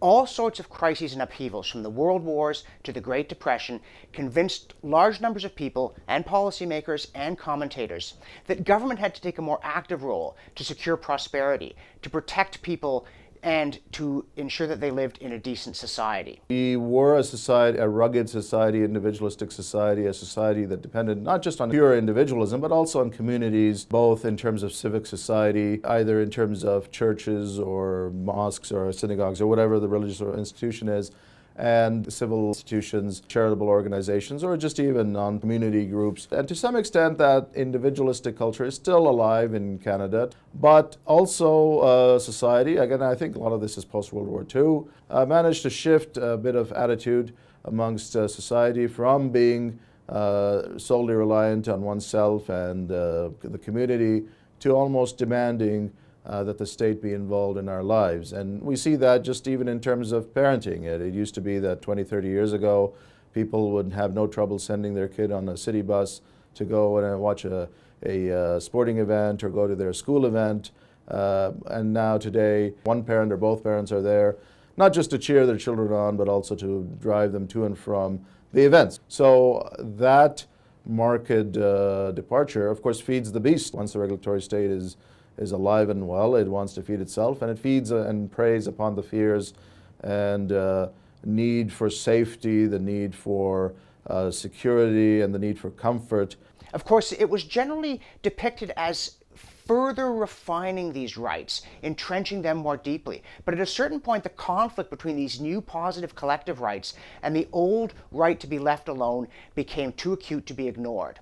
To paraphrase C.S. Lewis, it became the difference between telling a man, you know, you like your food reasonably fresh, why not try it completely fresh right out of the garden, and saying, stop eating all that silly food and have bricks and centipedes instead.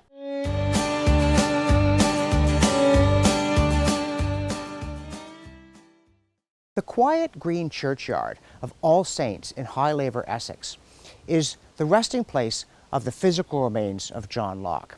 But if you're looking for the graveyard of his ideas, visit a modern legislature.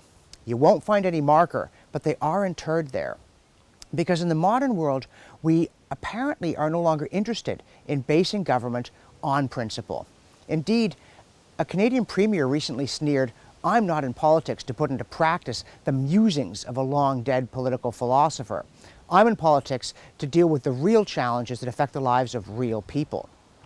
And curiously, the columnist who reported this, instead of being indignant, said, "Nobody is in politics to fool around with philosophical musings." There is a plaque here in the churchyard in memory of John Locke. It was erected by the American and British Commonwealth Association of the United States, and it says that Locke's philosophy guided the founders of the United States, as indeed it did, as well as British statesmen after the Glorious Revolution and Canada's founders, from Sir John A. Macdonald to Pierre Bédard. It is not a boast that we have discarded reasoning from first principles about human nature and human rights in favor of raw expediency. Inside the church is the original inscription dictated by Locke himself. It was moved inside almost 100 years ago to preserve it from the elements, in which he talks about service to truth. Because in the pages of John Locke, there is a pursuit of truth, truth about human nature, the truth that it is honorable to be principled and dishonorable to be, well, we like to call it pragmatic, but it means being unprincipled. Truth about what constitutes good government, what constitutes legitimate government, given that we have inherent rights. Self-ownership, ownership of our labor and of the precious time that comes to us but once, and the things we make in that time with that labor. And an understanding that if in a state of nature, I may not take from you that which is rightly yours, I may not take it through government either. I do not have a right in the state of nature to silence you. I don't like what you're saying, I can leave. But I can't stop you from speaking, nor can I stop my neighbor from listening to you if she happens to be interested in doing so. And yet now we have hate speech laws that say if one person in 1,000 finds a joke offensive, it's not a matter for shunning, it's a matter for the law, or worse yet, human rights tribunals that do not follow the due process that Locke understood was so important. A law that is known to everyone, a standing rule applicable to everyone. The state now routinely takes property just because it seemed like it would be cool if they had it and you didn't. Locke laid out with rigor and logic and coherence the principles of a free society in which citizens have inherent rights, the right to life, the right to liberty, the right to pursue what they understood to be the good life, free from force and fraud. These are not musings. These are precisely the things without which we cannot meet the real challenges that affect the lives of real people. If we do not know what government is for, how it's meant to work, how it can preserve the inherent dignity that attaches to every human being, then our policies will be both unjust and ineffective. And if you want to see that in operation, don't come to High Labour to pay your respects to John Locke. Go to a legislature where his ideas lie uneasily in a shallow, unmarked grave. The architecture of the new Scottish Parliament speaks volumes, shrieks them even, about rejection of the Westminster tradition. It may stand at the end of Edinburgh's historic Royal Mile, and it may be called Holyrood, but in this Walter Scott meets Walter Gropius, there's precious little even of Scottish history reflected, let alone of British history. And if you go inside, again, the operations are quite different. Instead of a speaker, there's a president. Instead of Treasury and opposition benches facing one another, as in Westminster and of course in Canada, you have a European-style horseshoe. And it seems strange that given the immense success of self-government under the British parliamentary model in preserving the rights of citizens and in creating a prosperous and dynamic society over so many centuries, that there would be so little interest in its history, in its tradition, and in its principles. But we shouldn't be smug, because in Canada we may still have the buildings, but increasingly we are losing our understanding of how it's meant to work. And as we lose that understanding, it ceases to work the way it's meant to. It would be tedious as well as depressing to enumerate all the ways in which our constitutional order, created in 1867 and so ineptly modified in 1982, is now coming apart at the seams. From the complete dominance of the executive over the legislature to the increasing dominance of the courts over both. An endless flood of petty regulations that pour out of the executive branch, doing exactly what Tocqueville warned, enervating a free people and sapping their vitality. There continue to be a long list of statutes where the regulatory powers of government are delegated. When a minister comes into office, almost for the entire first week, all that the new minister is doing is signing off on orders, delegating the power to make certain rules, certain regulations down to the bureaucracy. You also have regulatory agencies such as the National Energy Board at the federal level, or the various energy boards at the provincial level, or the CRTC at the federal level, or the various workmen's compensation boards at the provincial level, and so on and so forth, is staffed by unelected officials who have both the power to pass rules and enforce law, which is a bizarre hybrid of the modern regulatory state. From a judiciary that is increasingly unchecked and usurps the legislative role on everything from abortion to euthanasia. Pierre Trudeau's appointments revolutionized the court. He expressly sought out reformist judges. You can have constitutional supremacy, parliamentary supremacy, and judicial supremacy. And in 1982, we made a choice, a conscious choice, to move from parliamentary supremacy to constitutional supremacy. But what we may have ended up with by giving a monopoly over constitutional interpretation to the courts is judicial supremacy. Constitutions limit political power, that's the purpose of constitutions, and courts have a very important role to play in enforcing those limits. The problem is, what happens when the political power of the courts themselves is not limited? If courts are the ones who decide what the limits are, then they decide on the limits to their own power, and that's what I call the paradox of liberal constitutionalism. The Charter is, in many ways, what we call a negative rights document. It is designed to prevent the government from infringing on people's rights.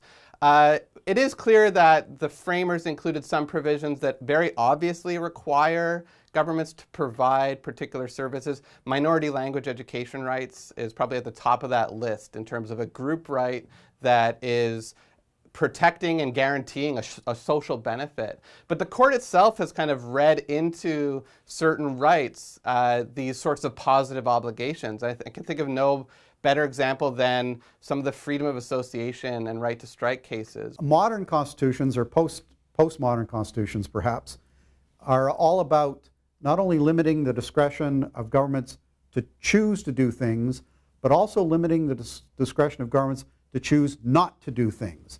Now, I'll say this in fairness to the court, it's been less aggressive in imposing those positive obligations than perhaps some people feared, including myself in the early years.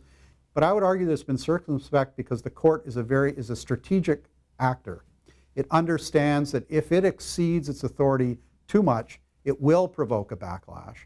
And so the current Chief Justice in particular, Beverly McLaughlin, is, I think, the most strategic Chief Justice we've ever had. Frequently we see Parliament kind of back on its heels responding to a Supreme Court decision. Now often that takes the form, and my own research has shown that this takes the form of simply obeying the policy prescriptions that the court has laid out.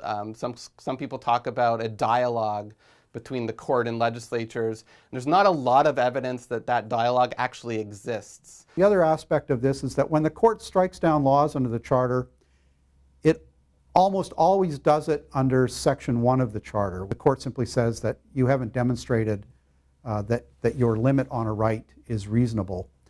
And by doing that, of course, it's sending a signal about what it would consider to be a reasonable limit.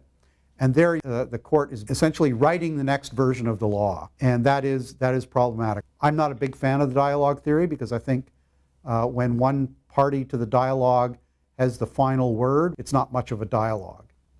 So this notion that there's an architecture to the Constitution that the court can find, and that only the court can find it, and then the court can deduce rules from that architecture, is actually quite controversial. But of course, there's no way of pushing back against it other than through a constitutional amendment, which is, of course, something that Canada is not very good at doing.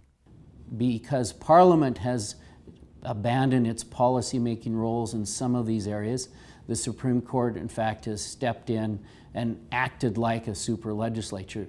Parliament gets relegated to the sidelines, and that's simply not democratic. It's not constitutional, and it's not in the best interests of Canadians. We have strayed very far from our roots in liberty when the state's ambitions were kept small, its powers were kept small, and the people had a veto over any kind of action that it engaged in. The symptoms are everywhere, including the fact that though political parties' platforms work, they do succeed in securing majorities on the basis of manufactured consent. The citizens are increasingly disengaged from the political process as a whole and determined to make it change. It is time to stop the disintegration of our Constitution and put it back together the way it's meant to work.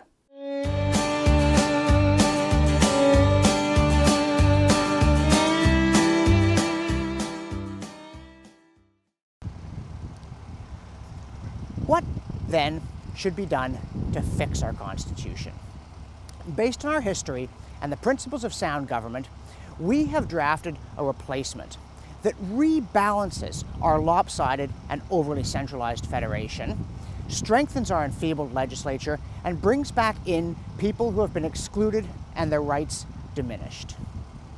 It's a very detailed document, of course, but here are the broad outlines of our solution. To rebalance the federation, we reverse the allocation of all powers to the central government that are not expressly granted to the provinces or territories. And we forbid the federal government using its fiscal power to intrude on areas of provincial jurisdiction.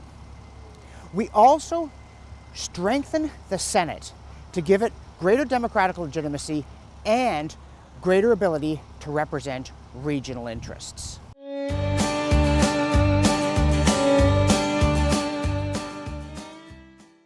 If this is not a good place to go looking for buffalo anymore, it's certainly not a promising place to go looking for kangaroos. Right? They're way down there somewhere.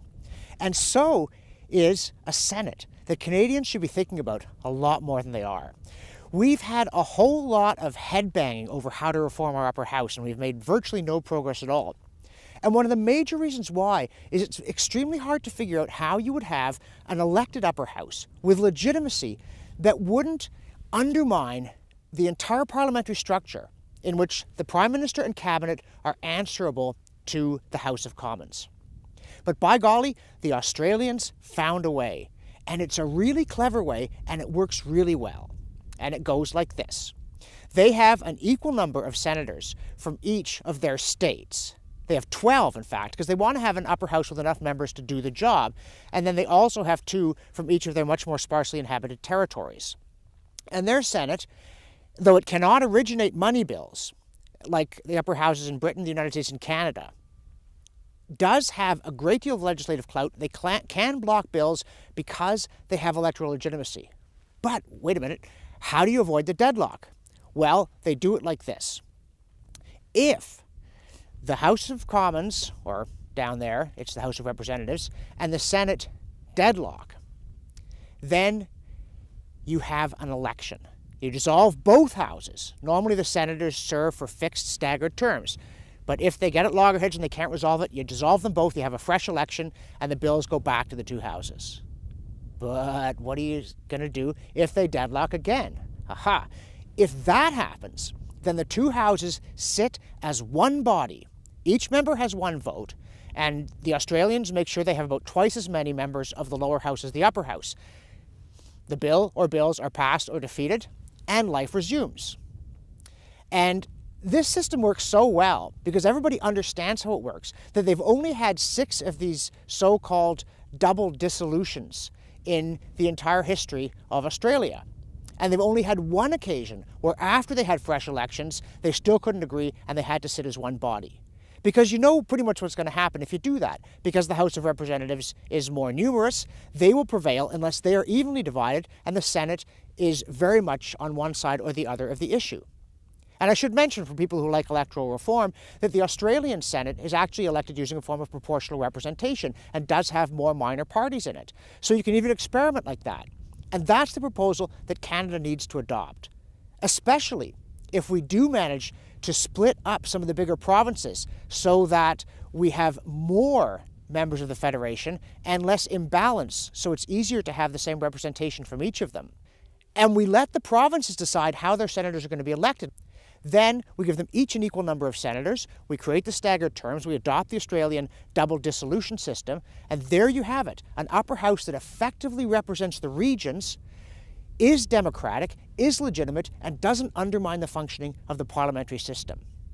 It's not here, it's way down there, but we could go and get it, and we should.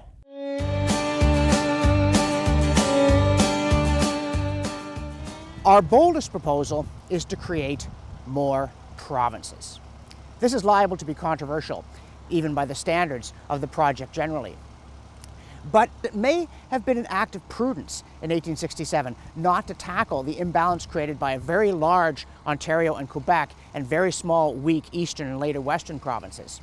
But the Federation would work better if it had more smaller members. The excessive size of Ontario and Quebec relative to both the East and the West isn't just a problem in the balance of the Federation. It's also a problem for governance within those 2 provinces.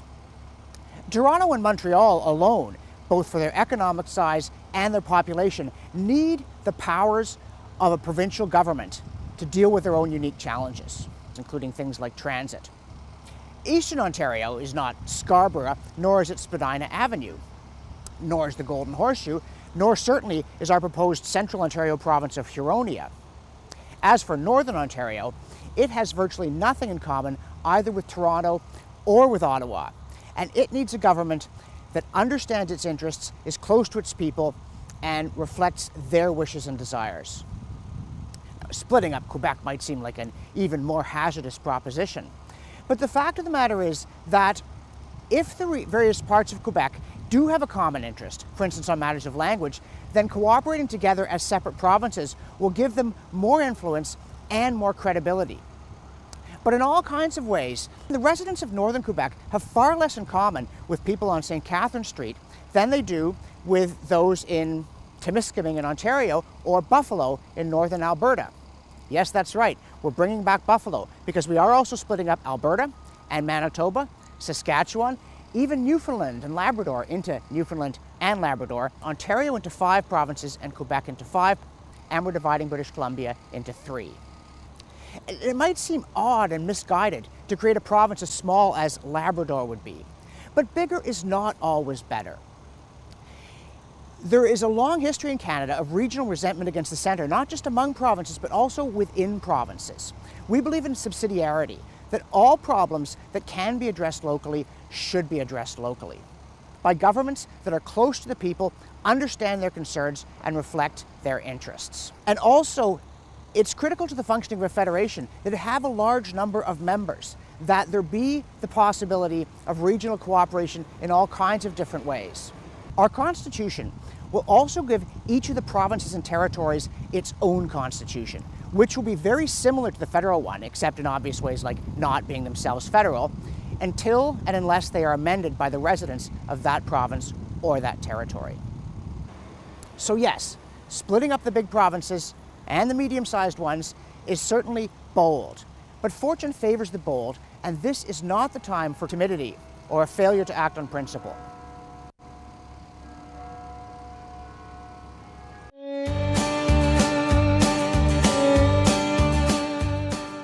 When it comes to strengthening the legislature, we are mindful that MPs actually already possess considerable power if they were willing to use it.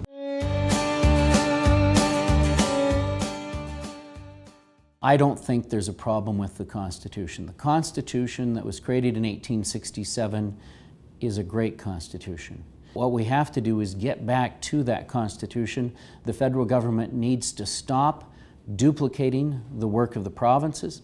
The Parliament of Canada needs to take responsibility for its role to monitor the decisions of the court. What I would do is I would demand as a citizen that my representatives start to debate the issues in Parliament and reassert the will of the people.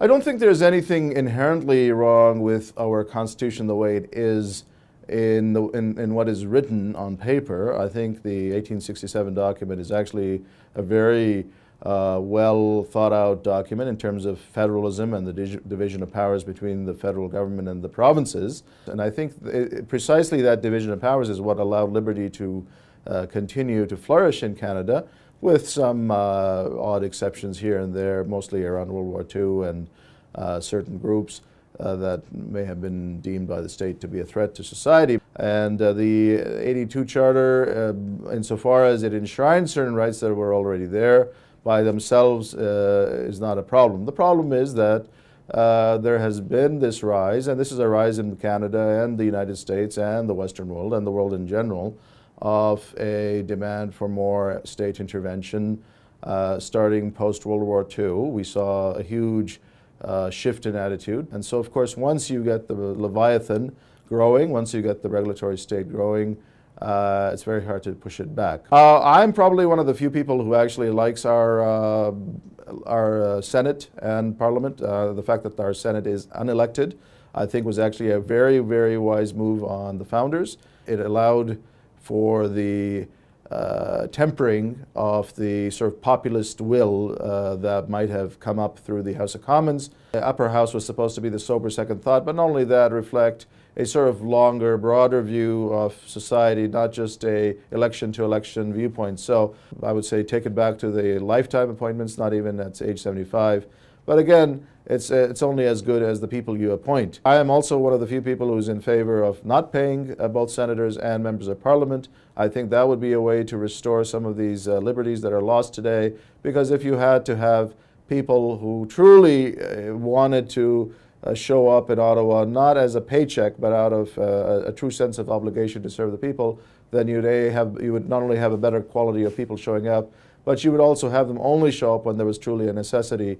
So I think we can take some steps to restore the liberty values that we seem to be losing these days by even some minor steps such as revoking pay for members of parliament and for senators.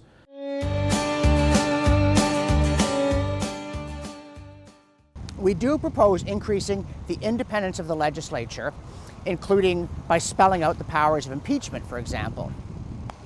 Our Constitution would also stop Parliament delegating legal rulemaking authority back to the executive.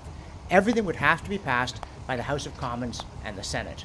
I think if Parliament was forced to enact laws, including every minutiae and detail, two things would happen. Not only would parliamentarians cut back on the scope and the size of these regulations, because they themselves would find it overwhelming for them to do such a thing, but they would also realize the enormous impact and harm they're having on the average Canadian that is right now invisible from their thoughts when they are passing laws. And even if in practice this simply meant a much greater volume of omnibus bills, rubber stamping what came out of the executive branch, it would alert citizens, and indeed MPs, to the staggering volume of regulation that now emerges from the executive. It would enable citizens confronted with an obnoxious regulation to hold parliamentarians accountable for having passed it, whether or not they'd read it.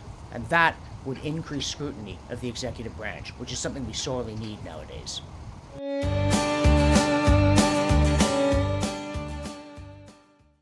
In strengthening the legislature, we're also mindful of the fact that no matter what is put into a constitution, it becomes a dead letter without vigilant citizens and independent-minded legislators. Many provisions of our current Constitution, including the guarantee of a speedy trial, have been reduced to a bad joke by neglect. So we must always bear in mind the wise words of the American jurist Learned Hand in 1944 that liberty lies in the hearts of men and women.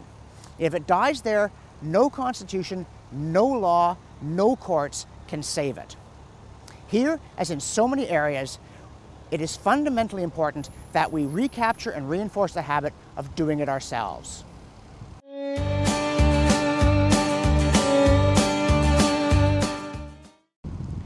We also intend to reduce the temptation for the executive to attempt to take over the legislative branch, partly by allocating more power to the provinces and territories and less to the federal government, and also by strengthening the Charter of Rights and Freedoms in such a way that there is less that government can do at all. Our revised Charter of Rights and Freedoms will change the relationship between citizens and the state, or rather, change it back. Because bringing in a charter was not a bad idea. It harkened back, whether intentionally or not, to the ancient Constitution under which Magna Carta and the common law limited what government could do even if the executive and legislature were working together. But Trudeau badly mangled it in 1982 because his charter contained a series of exotic collective rights and exemptions. Ours will not. It will defend freedom of conscience, freedom of speech, freedom of assembly unequivocally.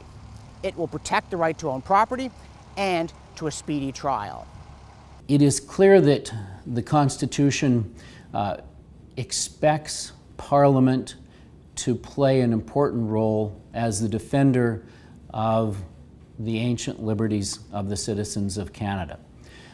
Parliament, unfortunately, has more and more simply given over the rights of the citizens to the bureaucrats and said to the bureaucrats, whatever you need to do to get the job done, we will go along with that. Parliament has on many occasions simply failed to even debate the issue of property rights.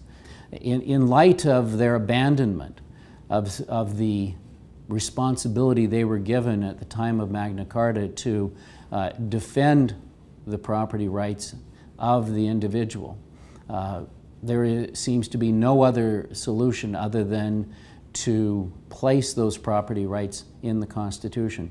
Prior to 1982, there probably was no need to do it because Parliament understood its responsibility and acted in most cases to defend the property rights of Canadians. But in light of the fact that at least since 1994, Parliament has been absent in this battle, the only way that Canadians can protect their property rights is through a constitutional amendment.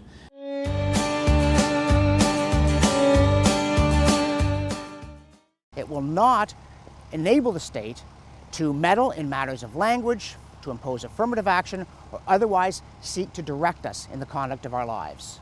Our revised Charter of Rights and Freedoms would apply to the federal government. That's how things ought to work in a federal, decentralized system.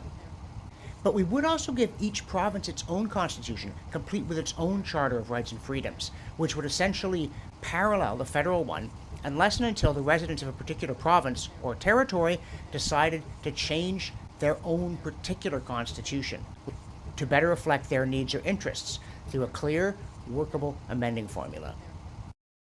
It will limit what government can do and restore the right of citizens to be left alone in the peaceful conduct of their business.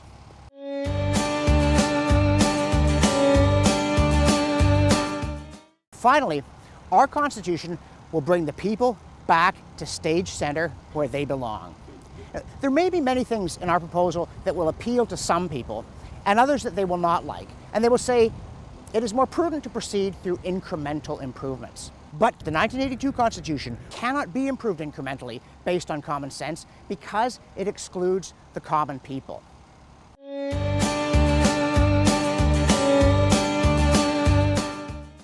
And that is why it needs to be approved, if it is to be approved, in a referendum, put to the people of Canada.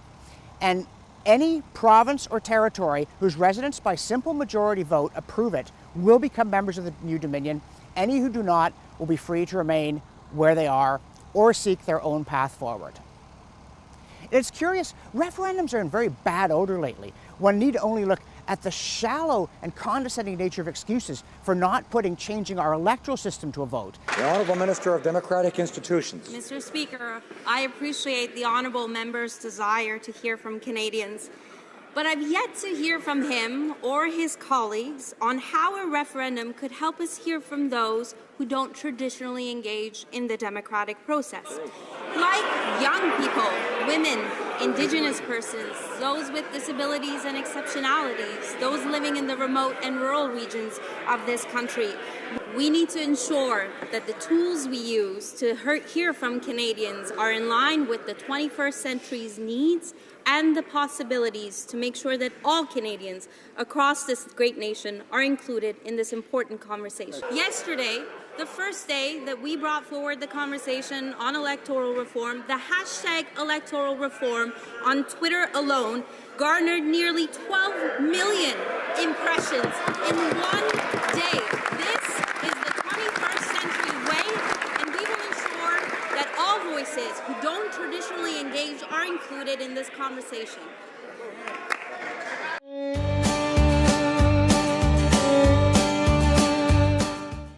In fact, the recent Brexit vote underlines the importance of what Locke said about how you vote on fundamental matters. The body politic must move in one direction or another. It's either in or it's out of Europe. And that's why you have a show of hands, the ayes have it or the nays have it. And the people who didn't show up, by not showing up, implicitly delegated the decision to those who did show up. It's the only way you can make decisions on this kind of thing. It doesn't mean that everybody voted one way, but nevertheless, Britain voted to leave the European Union because that's how a community votes on things that basic.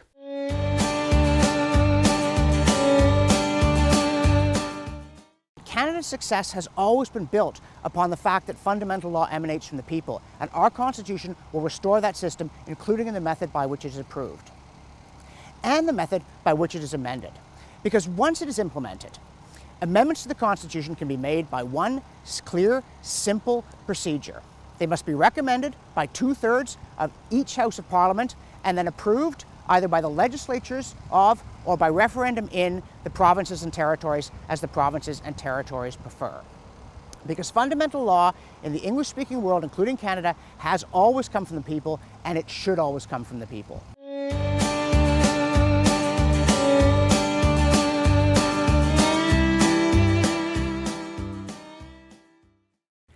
Nothing says romance like a castle.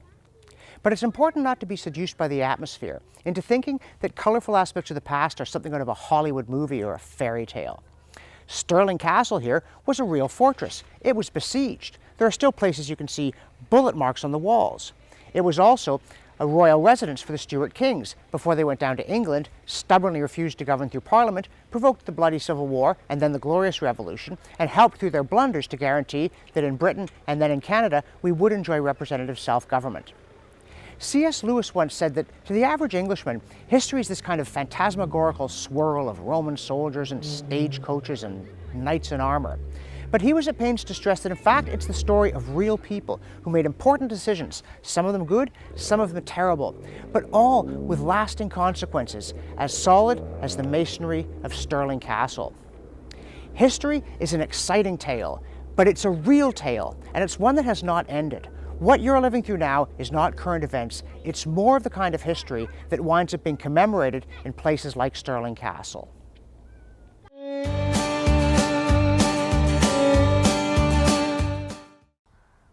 Hadrian's Wall is one of those incredibly impressive pieces of Roman construction. Like the roads they built that were still in use into Napoleon's time, traces of it are still visible, including this stretch at Headon on the Wall just west of Newcastle on Tyne. Is when the Romans built, they built. The wall was 80 of their miles long. That's about 75 of ours. There was a mile castle every mile because there was supposed to be, and there were 2 turrets between each mile castle because there were supposed to be. But what's really impressive isn't the solidity of the stone, but the solidity of the culture. Because the critical point about the wall is that there were Roman soldiers standing guard on it year after year, decade after decade, century after century, because there were supposed to be. Soldiers who came from as far away as Mesopotamia to stand in the swirling mist and driving rain and watch out for the forces of disorder that would otherwise overwhelm what lay to the south of them. And sometimes the Romans didn't even need a wall. This famous expression, the line in the sand, originates from an attempted invasion of Roman Egypt. At the time, no troops were available, but one elderly Roman official went out, confronted the invading king, and said, "I have one question for you, will it be peace or war?" And then he literally drew a line around him in the sand and said, "Before you cross that line, the Senate wants an answer."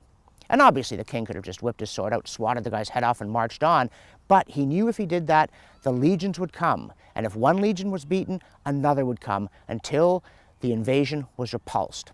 And that quality of quiet determination is essential to liberty under law, because without self-government in the internal sense, you cannot have self-government in the external sense. Liberty will disintegrate into license, or minor setbacks will cause you to become disheartened and quit. But the Romans did not quit, standing on Hadrian's Wall. The lovers of freedom did not quit, confronted with bad King John, or with the Stuarts.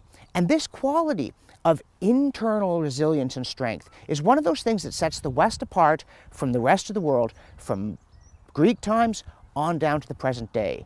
And it is the ultimate foundation of our system of liberty under law. Solid as this masonry is, what is the ultimate bedrock of freedom is those who stand on the institutional foundations and see to it that they are defended in their day and left intact for the next generation.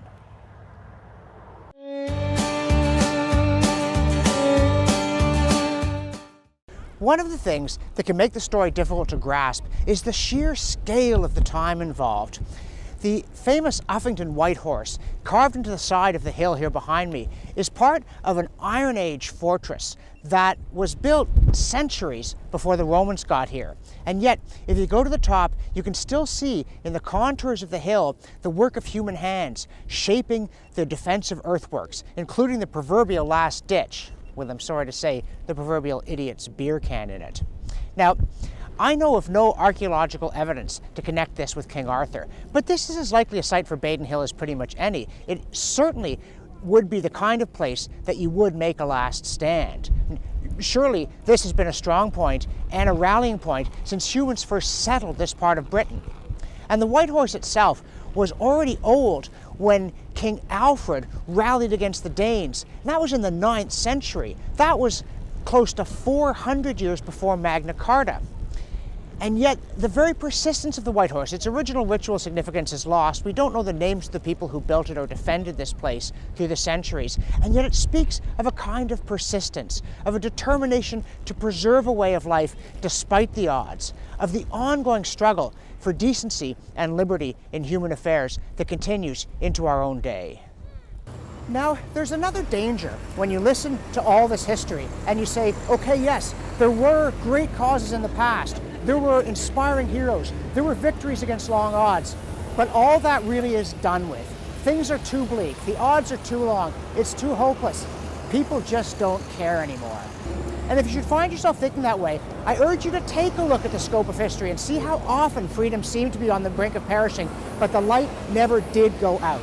Alfred did retake London from the Danes. John was forced to seal Magna Carta. Charles I was deposed. Napoleon was defeated, and so was Hitler.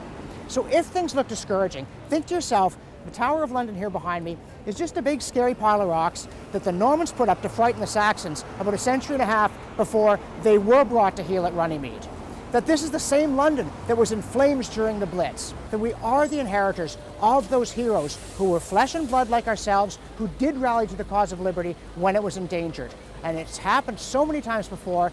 Believe we can do it again in our own day and create stories that our descendants will find almost impossible to believe, but definitely worthy of emulation.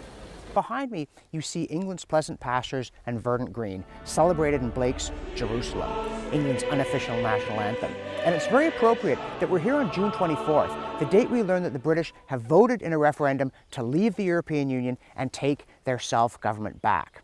It was an extraordinary and a courageous decision, in part because all the elites were telling them you can't do it. The political elite, the financial elite, disaster will result.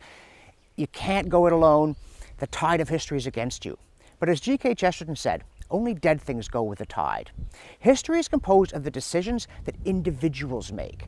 And if enough of them make the right decision, the direction of history can change. Of course, the British still have a lot of work to do. There's a lot wrong with the government in London, but at least now it's their government that they're working on. And that reminds us that we too can change the direction we're going in if we're sufficiently determined. If enough individuals decide to do it differently, history turns in a different and better direction. It has happened repeatedly throughout the story of the Anglosphere, and it can happen again.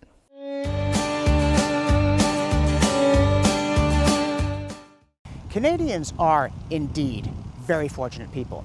We do live in one of the greatest countries on earth.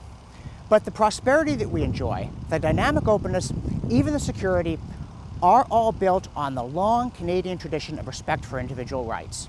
And it would be rash to suppose that we can discard our liberty and keep its blessings, that we can cut the roots, fell the tree, and enjoy an even richer and more abundant harvest of the fruits. We must instead tend our heritage with care and attention.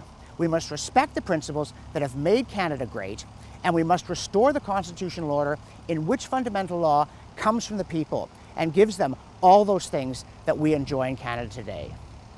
The time has come to restore our Constitution to its proper form.